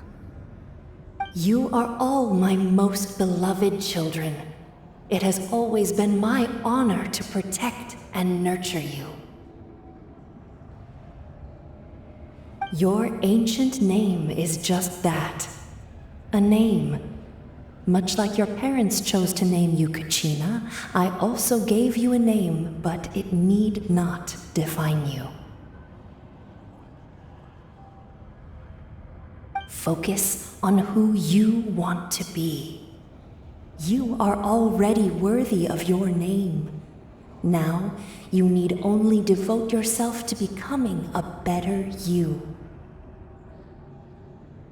The story of your ancient name is for you to continue. Just like your parents, my love for you will never change, no matter what the future holds.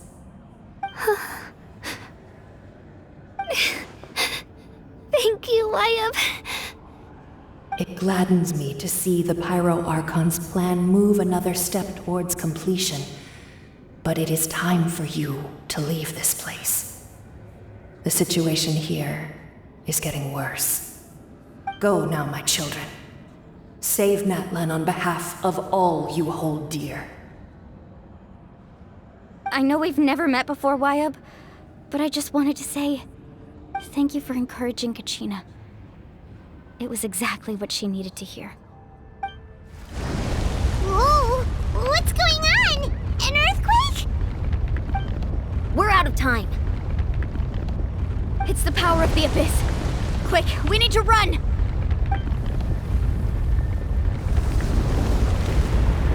It's a Seelie! The Seelie opened the way for us!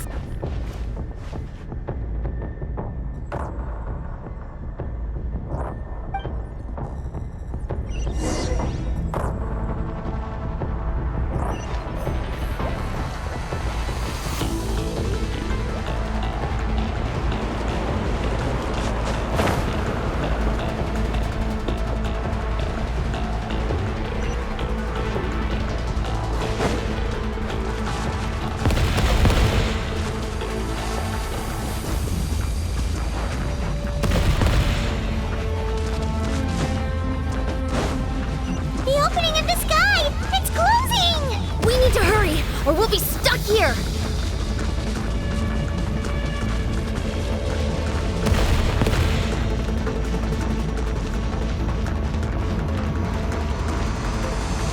Watch out for the falling rocks! Quick, through the middle!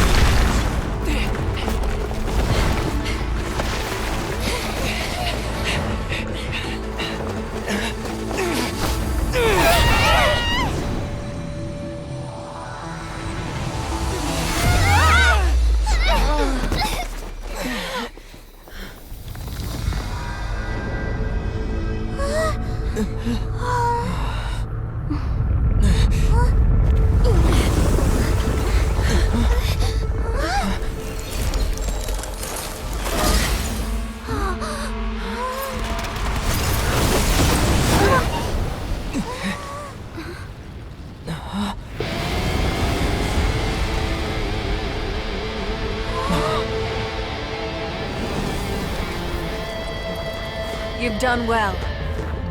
Now come home.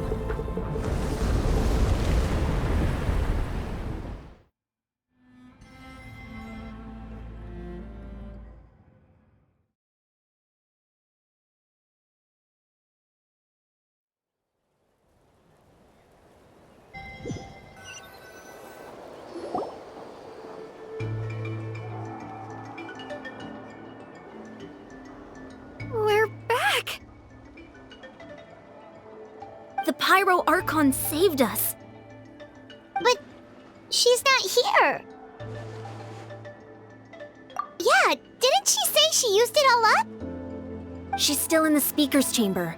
What we saw in the Night Kingdom was just her consciousness. So you're saying her consciousness did all that? Every great display of power comes at a price.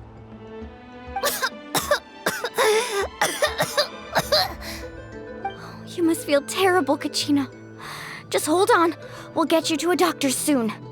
Let's get back to the stadium. The Pyro Archon said she'd have a doctor waiting for us. I recommend getting a full checkup, just to make sure no damage gets left behind. Paimon feels okay. What about you, Traveler? Right. You always seem to do pretty well against the Abyss. Let's get going. We need to share what we learned in the Night Kingdom as well. Right. The Wyatt mentioned something about the Pyro Archon's plan. What is it exactly? I'll let her explain everything. We're all a part of the plan now. Every move we make from here on out will decide Natlan's ultimate fate.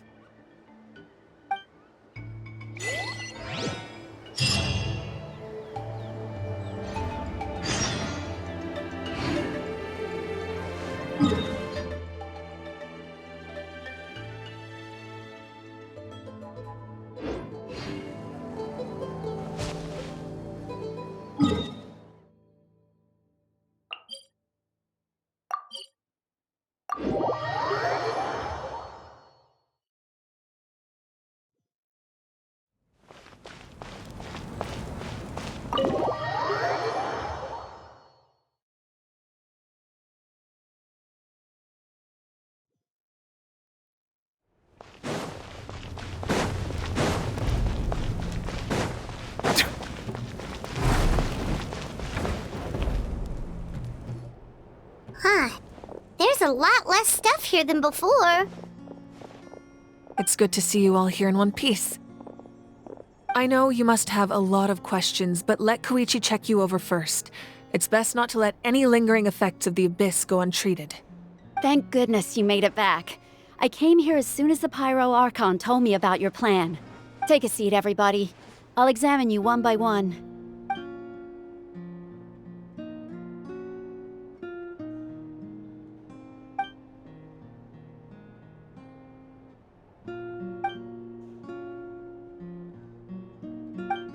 All right, that should do it for now. But just to be safe, I'll perform another checkup in a couple of days. I have to say, though, I've never seen anyone react to the Abyss like you, Traveler. It's like you're completely immune to its power. He always has been special like that. He can even purify its power. Wait, now that you mention it, Paimon doesn't think she's affected either. Given the current situation, that ability will likely play a great role in the events to come. Of course. I still have patients to see, so I'll head out. Thank you, Koichi.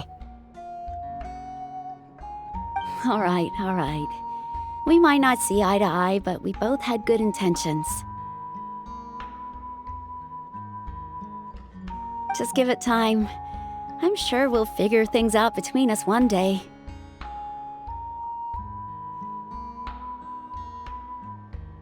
Yeah.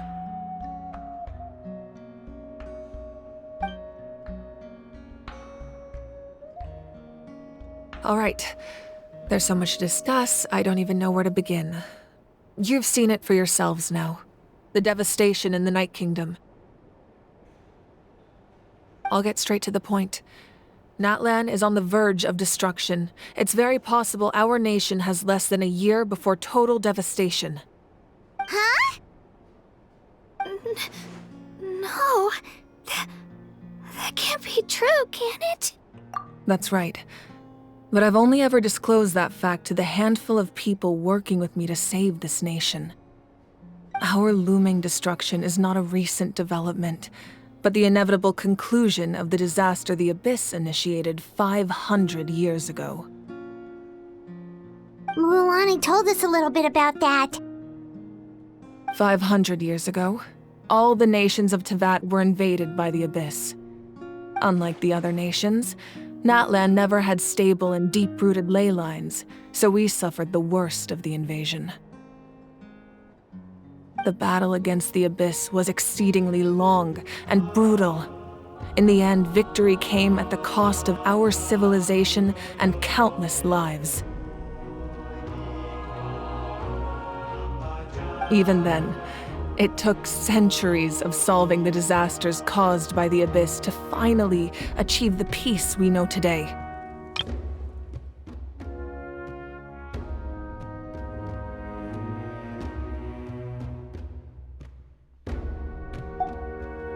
And still, this is but a superficial victory. The forces of the Abyss have merely been driven back underground. Their threat to Natlan remains as real as ever.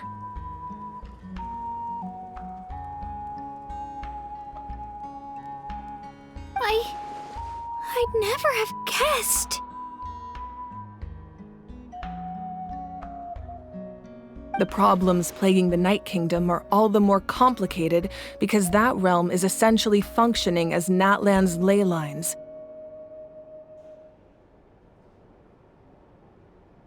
Immediately after the war, our calculations estimated that we would have a maximum of 500 years before the Night Kingdom was completely lost to the Abyss. But at that time, we were a nation of the destitute. Our people no longer believed in victory, nor did they hold hope for the future. Our civilization was dying, our faith crumbling, and the line of power passed down from the Wayab nearly severed. If we didn't bring the nation back together, it would be foolish to even dream of defeating the Abyss in the future. So, the Archon had a long and involved discussion with the heroes of each tribe, and finally came up with a 500-year-long plan to save Natlan. So that's what happened. After finding Kachina, I encountered a strange figure who gave me a series of new memories. Since the plan was mentioned in those memories, I guess I've been chosen to play an important role in it. But there's still something I don't understand. Those memories showed me the Pyro Archon from back then, and it was you. Huh? But that doesn't make any sense. The Pyro Archon is supposed to be human. It's impossible for a human to live that long. That's right. The hardest thing for humans to overcome has always been time, or rather, the natural limitations of our lifespan. A god can extend a human's life by using a certain amount of divine power, or subjecting them to a curse. But, as we all know, Natlan doesn't have gods like that. We can only rely on our own methods. A human life is like a flame destined to be extinguished. 500 years ago, I placed my life within the sacred flame. Only by dying before my time could I have the chance to wake up again. So, in other words, this is your second life? Yes. We only managed to defeat the Abyss all those years ago because the tribes came together as one. If the Natlan of the future was to have a fighting chance, the Pyro Archons that came after the war had to rebuild the decimated tribes. The goal was to reunite the people and restore the strength of each tribe's Wayab. Once a tribe was back to its full strength, the tribe's Wayab would select a hero, indicating the tribe was once again ready for war. The Chosen would then stand by my side in defense of our nation, just like great heroes of old 500 years ago. So that means I'm one of the Chosen? That's right. You bear the ancient name Umoja, The same one held by the hero from your tribe 500 years ago. It means unity. After your adventure in the Night Kingdom, I trust you've come to fully understand the meaning of that name. So in other words, you always knew who the Wyatt were going to pick from each tribe? Yes. According to the plan, each tribe was supposed to have been fully restored by the time I awoke. But something went wrong along the way.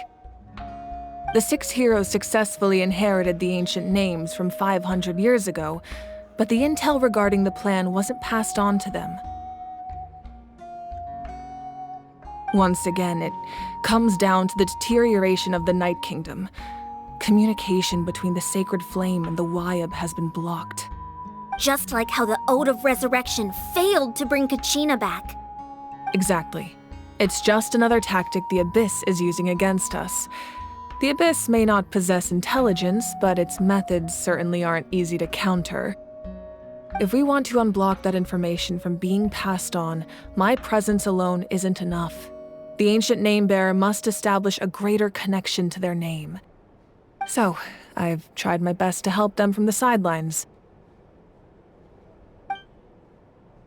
Currently, Shilonin of the Children of Echoes, Kinich of the Scions of the Canopy, and Iansan of the Collective of Plenty have all been acknowledged by their names. During your adventure, you too earned the acknowledgement of your Wyatt Mualani. In the process, you gained the memories stored within your name.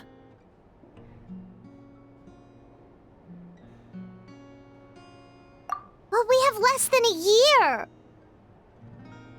Yes, but we have no choice. We cannot start the plan until all the heroes have been gathered. That's also why I haven't been able to take action despite the urgency of the situation. But if you knew this whole time, why didn't you just tell me about my role in all this? Wouldn't that make everything go a lot faster? Perhaps, but the opposite could also be true. Knowing your destiny too early could mean failing to realize your full potential. Just like your determination to save Kachina, I hope your commitment to this endeavor comes from your own strength of will, rather than a sense of obligation. So I suppose you're not going to tell us who the final 2 heroes are then? That's right. Their time is yet to come. Putting pressure on them beforehand will only hinder their development. I can only trust in the judgment of the Wyatt. I have never believed I could solve this crisis alone. In fact, it was precisely because I chose to trust and rely on others that we managed to get this far. Natlan's salvation lies not in its Archon or any singular individual, but in us all. You're quite perceptive, aren't you? I thought I might get away with avoiding the topic. Huh? Oh, right! All of the stuff you stored here before, where did it all go? Even though I sacrificed my power, I still needed a contingency plan to ensure you would make it back from the Night Kingdom. After all, I was the one who allowed you to take that risk, and Mualani has an important role to play in my plan. In addition to their sentimental value, the items I stored here held a much more important purpose: fuel. Fuel? So back then, that's why you... Yes. The stories embodied by those items are certainly important, but there's an even more significant trait they all share. Every item belonged to a hero of Natlan. Over time, they became imbued with a certain amount of contending fire from being carried in battle. On their own, each item's power is limited, but together, their combined effect can prove quite useful in a dire situation. By burning those items, I was able to activate the contending fire stored within them to open the boundary between the 2 worlds. It was a rather crude approach, so all their power was depleted in an instant, as you can see. But aren't they all precious treasures? What about their stories? That's exactly why I dragged you all here. No matter what, I never wanted the Pyro Archon to have to use that power. Oh, I'm so sorry. You have nothing to be sorry for. You all deserve my thanks, actually. If you hadn't saved the totem pole, that area of the Night Kingdom would have been forever lost to the Abyss. And then, it would only be a matter of time before the Children of Echoes was met with disaster. Besides, when those heroes entrusted their belongings to me, or the Pyro Archon of their time, it was out of a desire to contribute to Natlan's survival. If they knew those items helped save the present-day heroes of Natlan, they would not mourn their loss. Even when you put it that way, I still feel bad. There's no need. Remember what I told you about time? The people and the events of the past are never truly lost to us. We simply carry them with us in a different form. In that sense, we didn't lose anything at all.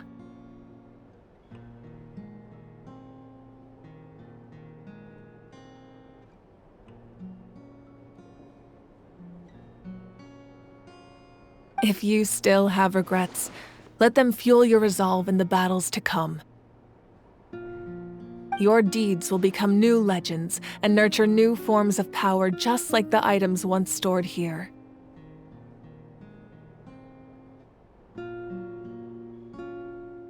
Well, we'd still like to return the favor.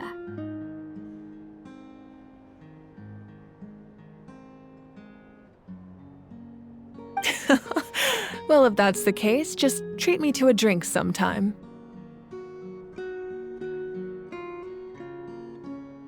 Now that Kachina has returned, we can finally hold the victory feast and celebrate your team's triumph in the Night Warden Wars. And we could all use the rest, that's for sure. Plus, you'll be able to silence everyone who doubted you once and for all, Kachina.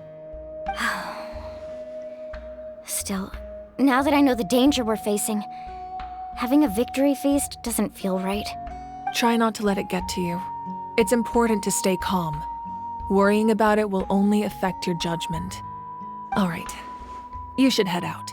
I'll join you in a bit.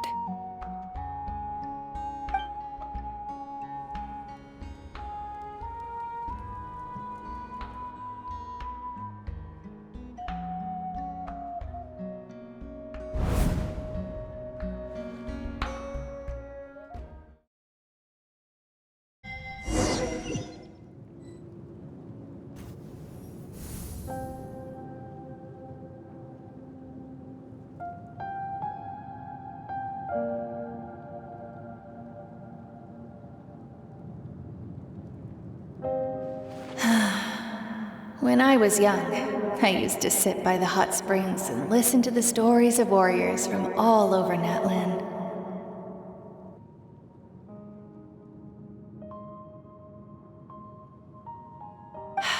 They attract people from all walks of life. Friends come easy here, no matter what tribe you're from. The people of the springs have never claimed the hot springs as their own private property. They are there to bring all hot spring buddies together. It's been really nice seeing the children of my tribe get older. It's helped me gradually understand the true value of the springs.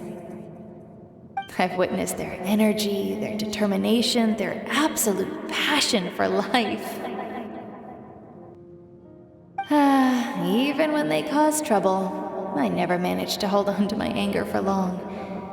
It's unbelievable how quickly they worm their way back into my good graces. I'm certain Mualani will become a great warrior when she grows up. She possesses infinite potential. I can see it.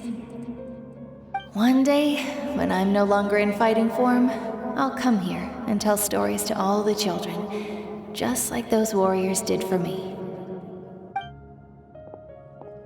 So, you better get busy, Pyro Archon, or I'll end up running out of stories.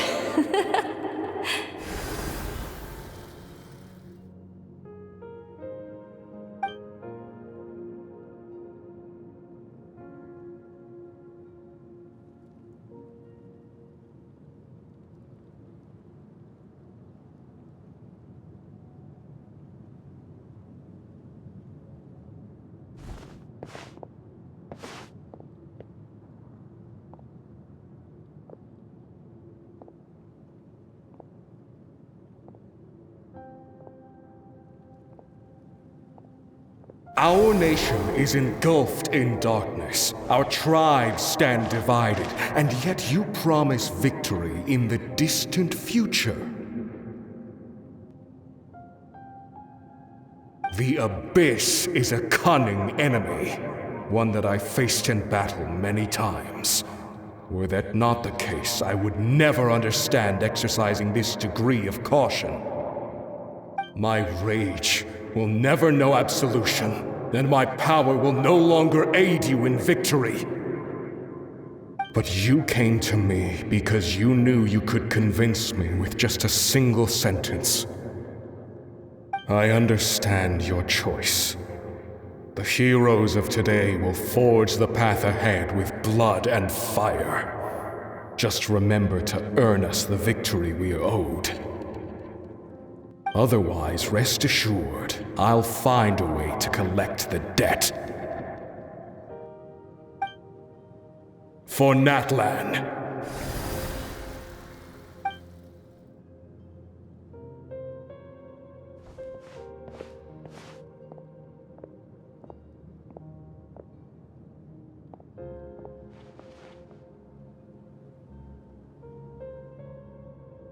So, you're gonna head 500 years in the future to serve as the Pyro Archon again?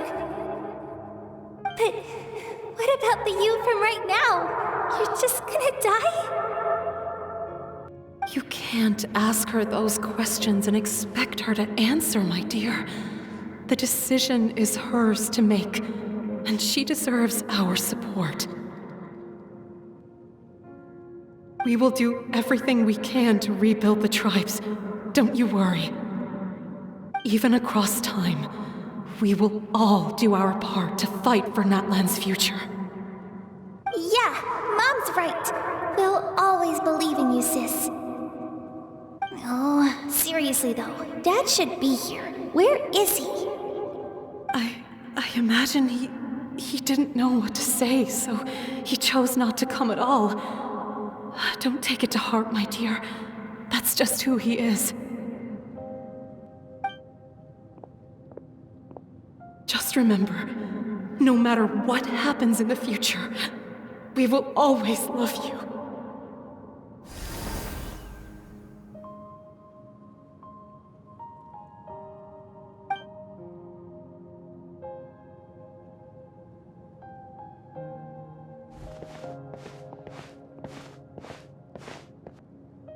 I'll come find you one day. I know I can't live that long, but I'll think of something. There has to be a way for us to meet again one day. If there's an answer out there somewhere, I'm gonna find it. So, don't forget about me.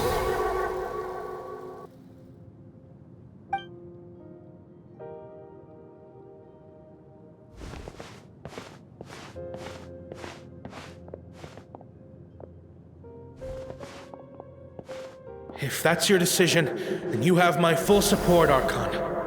May our children live to see such a lovely son. For Natlan! No one fights alone.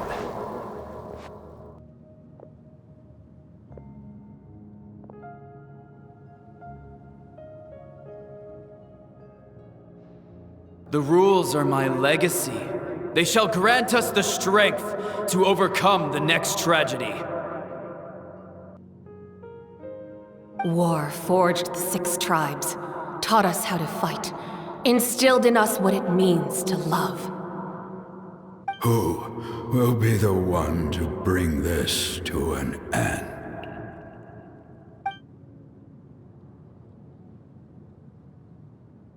We are the inheritors of memory and legend. Those who grew alongside sun and wind. Those who forged our own destiny and future. That is Natlan's fire, the lifeblood of our nation.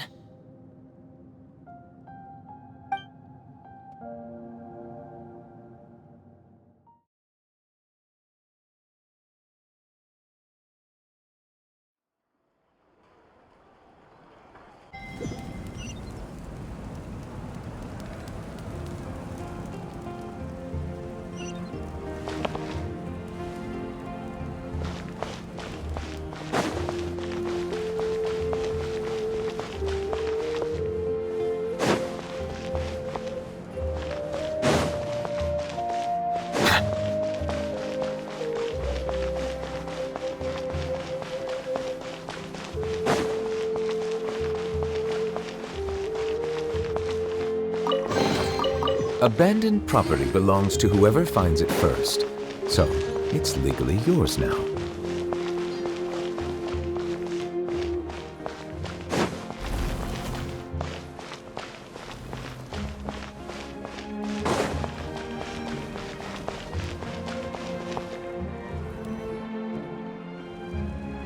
Hey, Koichi! You here for the victory feast too? Oh, no. I knew Chaska would be here, so I just came to deliver some medicine. I was about to leave, actually.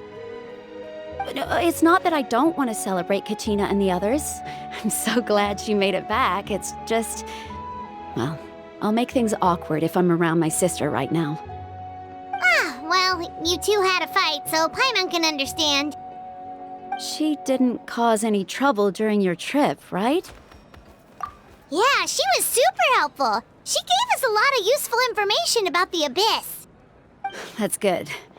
That's all I needed to know. Is there a reason you asked? You were pretty outspoken when we first met, but now it's like you're holding something back. Maybe it seemed unreasonable, picking that fight with her before you left, but I did it for a reason. Her impulse to fight is extremely strong. Her mental strength helps her rein it in, but she still loses control sometimes. I had no idea what you might face in the Night Kingdom, so I didn't want to take any chances.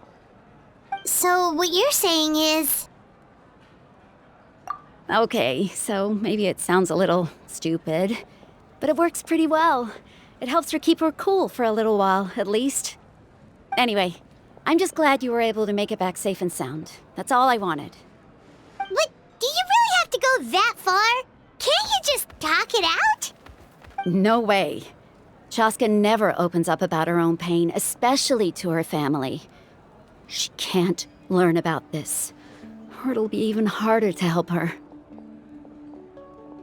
I appreciate the understanding, and don't worry. I'll find a way to help her ease this burden. Anyway, I need to get going. Enjoy the celebration. Oh, and if you ever need a doctor, you know who to find. Huh.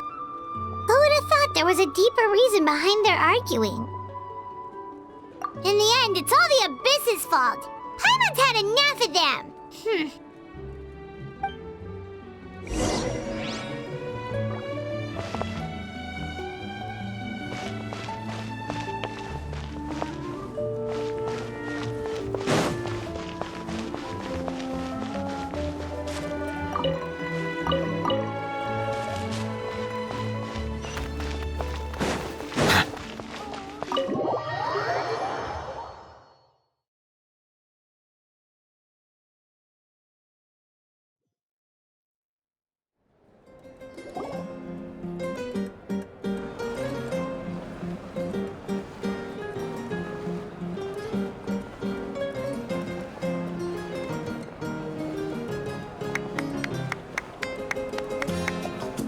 Let's give a huge round of applause to our brave young warrior, Kachina!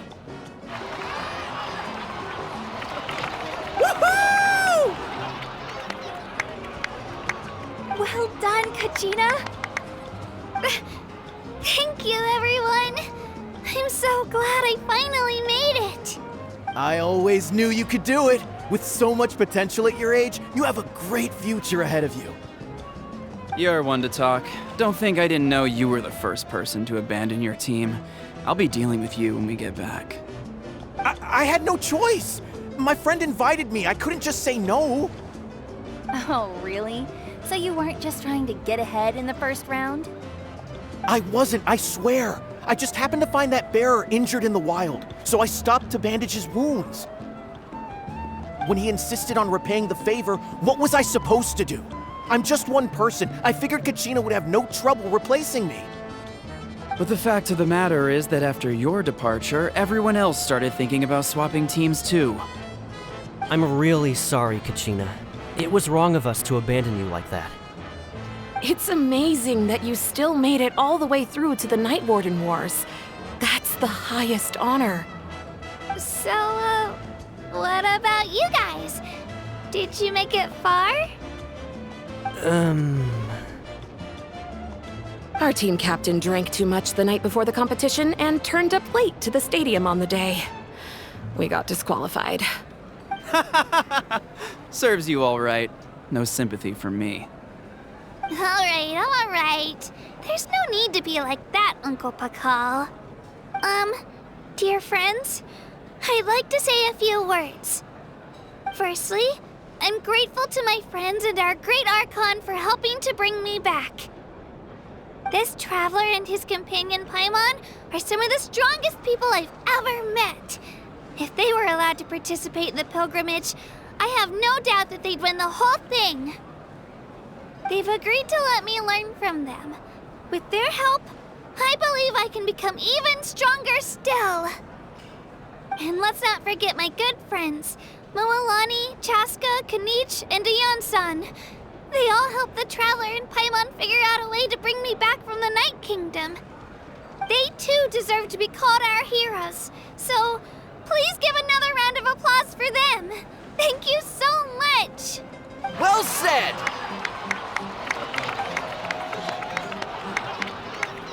I'll drink to that. How does it feel being a hero, Kachina? To be honest, it's a bit overwhelming. It all just feels so surreal. Well, you better get used to it. Next up, undefeated champion! Hey, please don't make fun of me.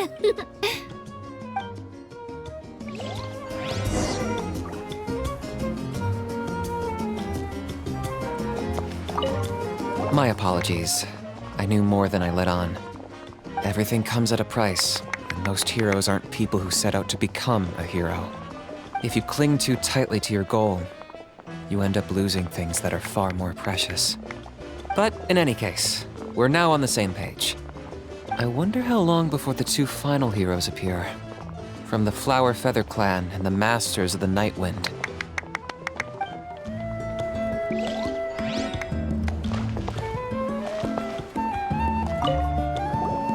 I've been through so much all at once. Everything still kind of feels like a dream. Are you still feeling unwell? Nope, all better now. I told you I bounced back pretty quick, so don't worry about me. I bet you guys must be tired though. Make sure you get some good rest tonight. You gotta recharge so you'll be in the mood to have fun.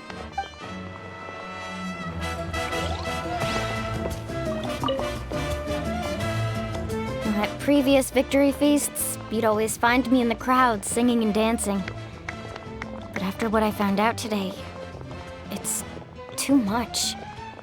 I'm still trying to process it. It does feel weird seeing you so out of sorts.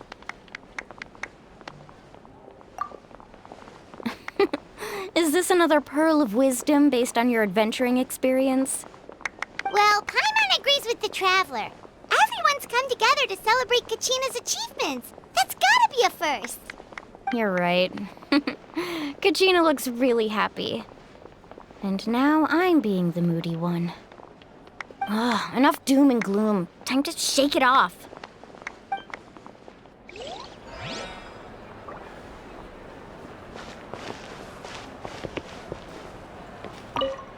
It cost us a lot, but we got Kachina back safely, and that's what matters.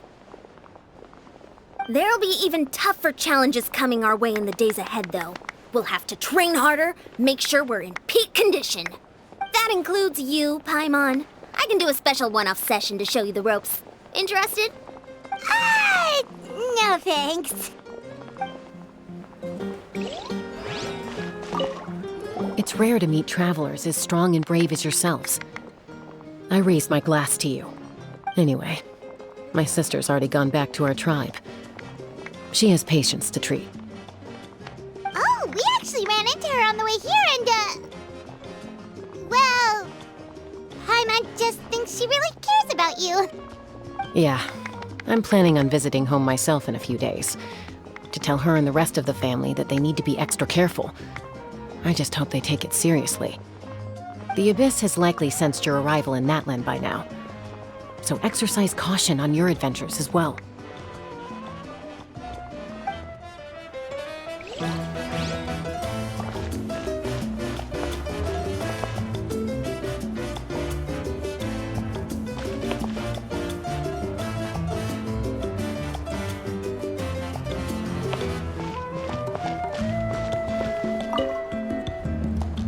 right, Kachina. Let's party!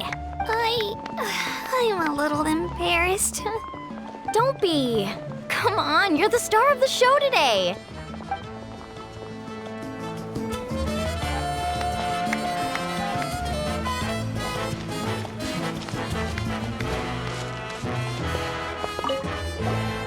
My apologies. Everything comes at if you cling to. But in any case, I wonder how long.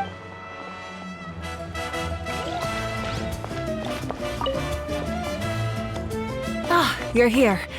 Have some fruit juice. I got it specially for you two. How did you know? That's Paimon's favorite! You look like you've still got questions. Ask away.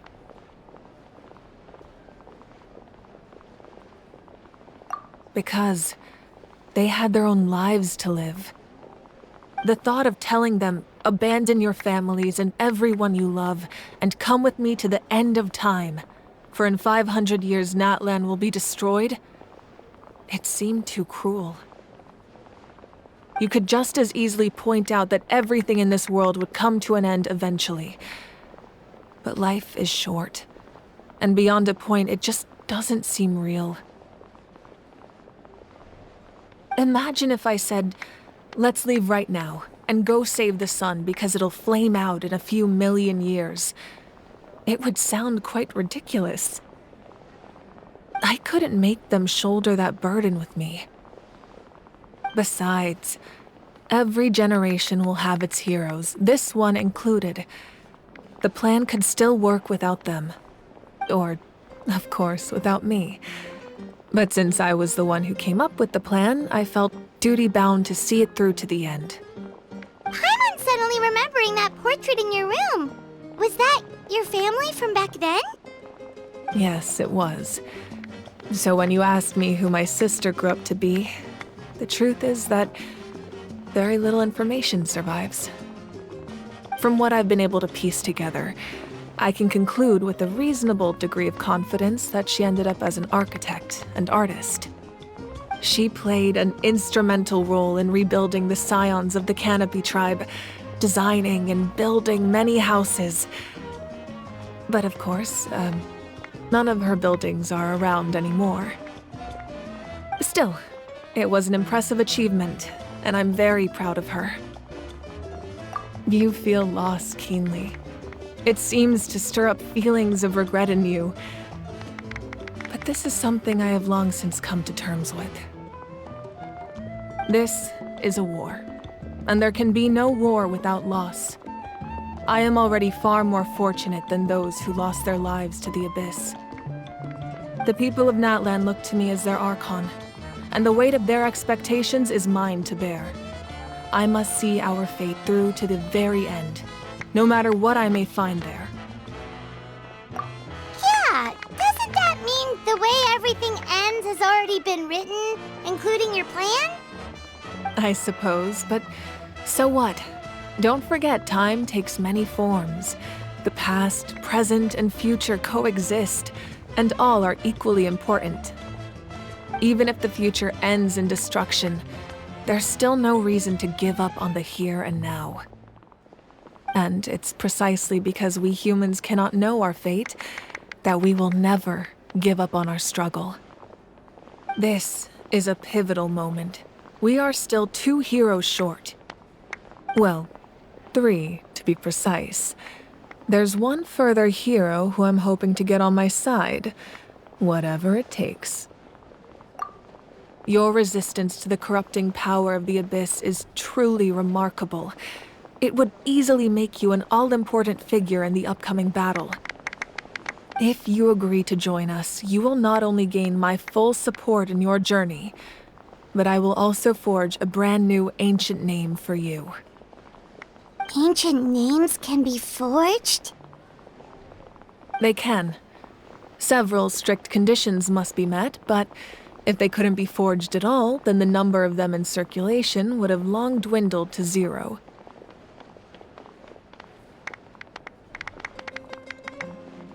Possessing an ancient name would mean that your adventures in Natlan are recorded in full. Your stories would be remembered by our people for all the years to come. The Ode of Resurrection may have temporarily lost its power, but still, take this as my personal guarantee that I shall never let you fall. Just like in the Night Kingdom, I will be there for you. That is a promise I will fulfill at all costs. This nation always honors its heroes. Yeah, we can't just ignore the situation here. Wonderful. Then I'll reach out to Shilonen right away. She's the one who will forge the name. We've never forged an ancient name for an Outlander before, but I trust she'll find a way.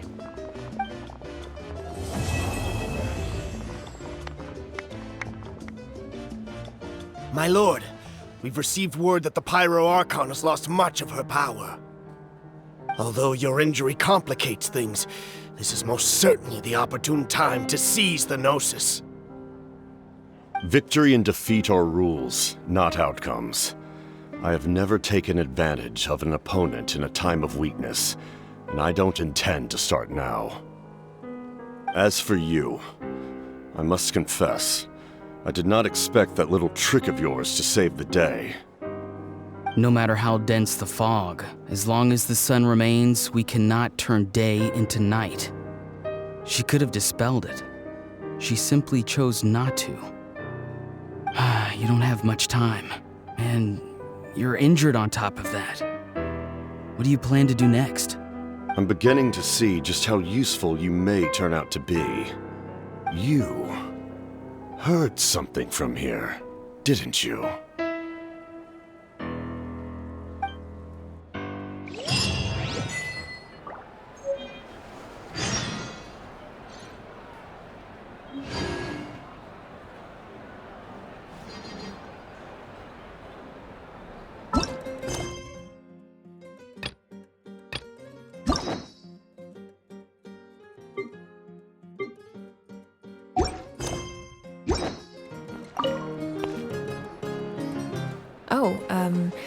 Something else you'd like to ask? Well, our intel suggests he hasn't made any new movements yet. Although Kenichi's investigation helped us confirm that he's being aided by someone from the Masters of the Nightwind. I'm getting closer to narrowing down who that may be, but it's still unclear whether this person aided the captain out of willingness or coercion. If you learn anything about this during your adventures, please let me know. Something else you'd like to ask? The Abyss is the most formidable enemy in all of Tevat. In the beginning, it took failure and tragedy to even begin to learn how to fight back. All of the methods you've seen in other nations were developed based on experience and insight passed down over generations. We know them to work, but few of us actually understand why. It's the same for the method we use here in Natlan. Ever since ancient times, elemental energy has been one of our most reliable weapons against the Abyss. As for the principles behind it, I'm afraid you might have to seek answers from someone older than the position of Pyro Archon itself. Something else you'd like to ask?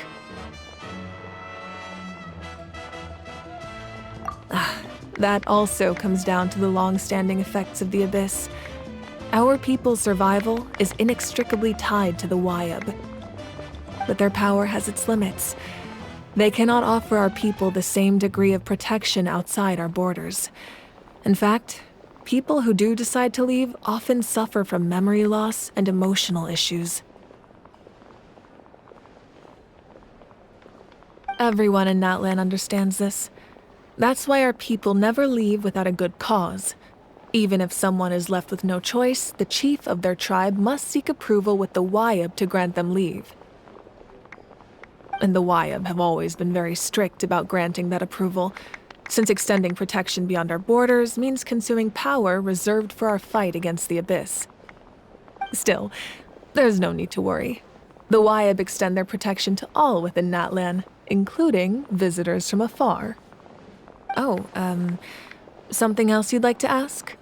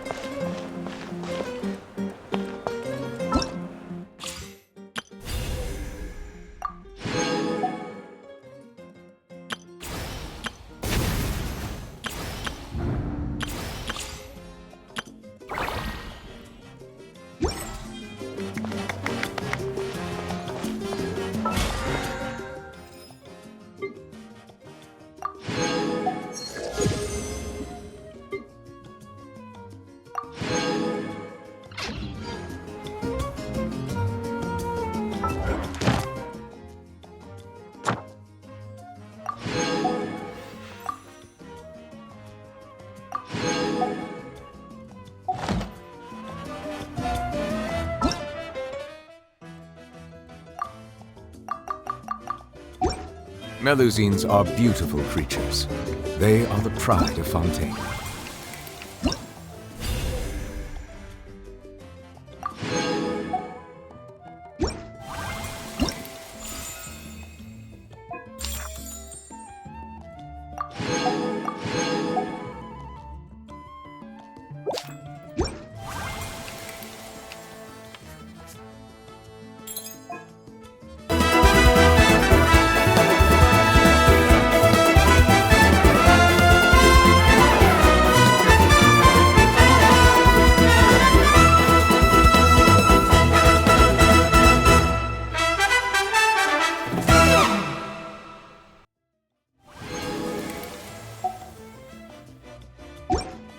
Be sure to befriend them.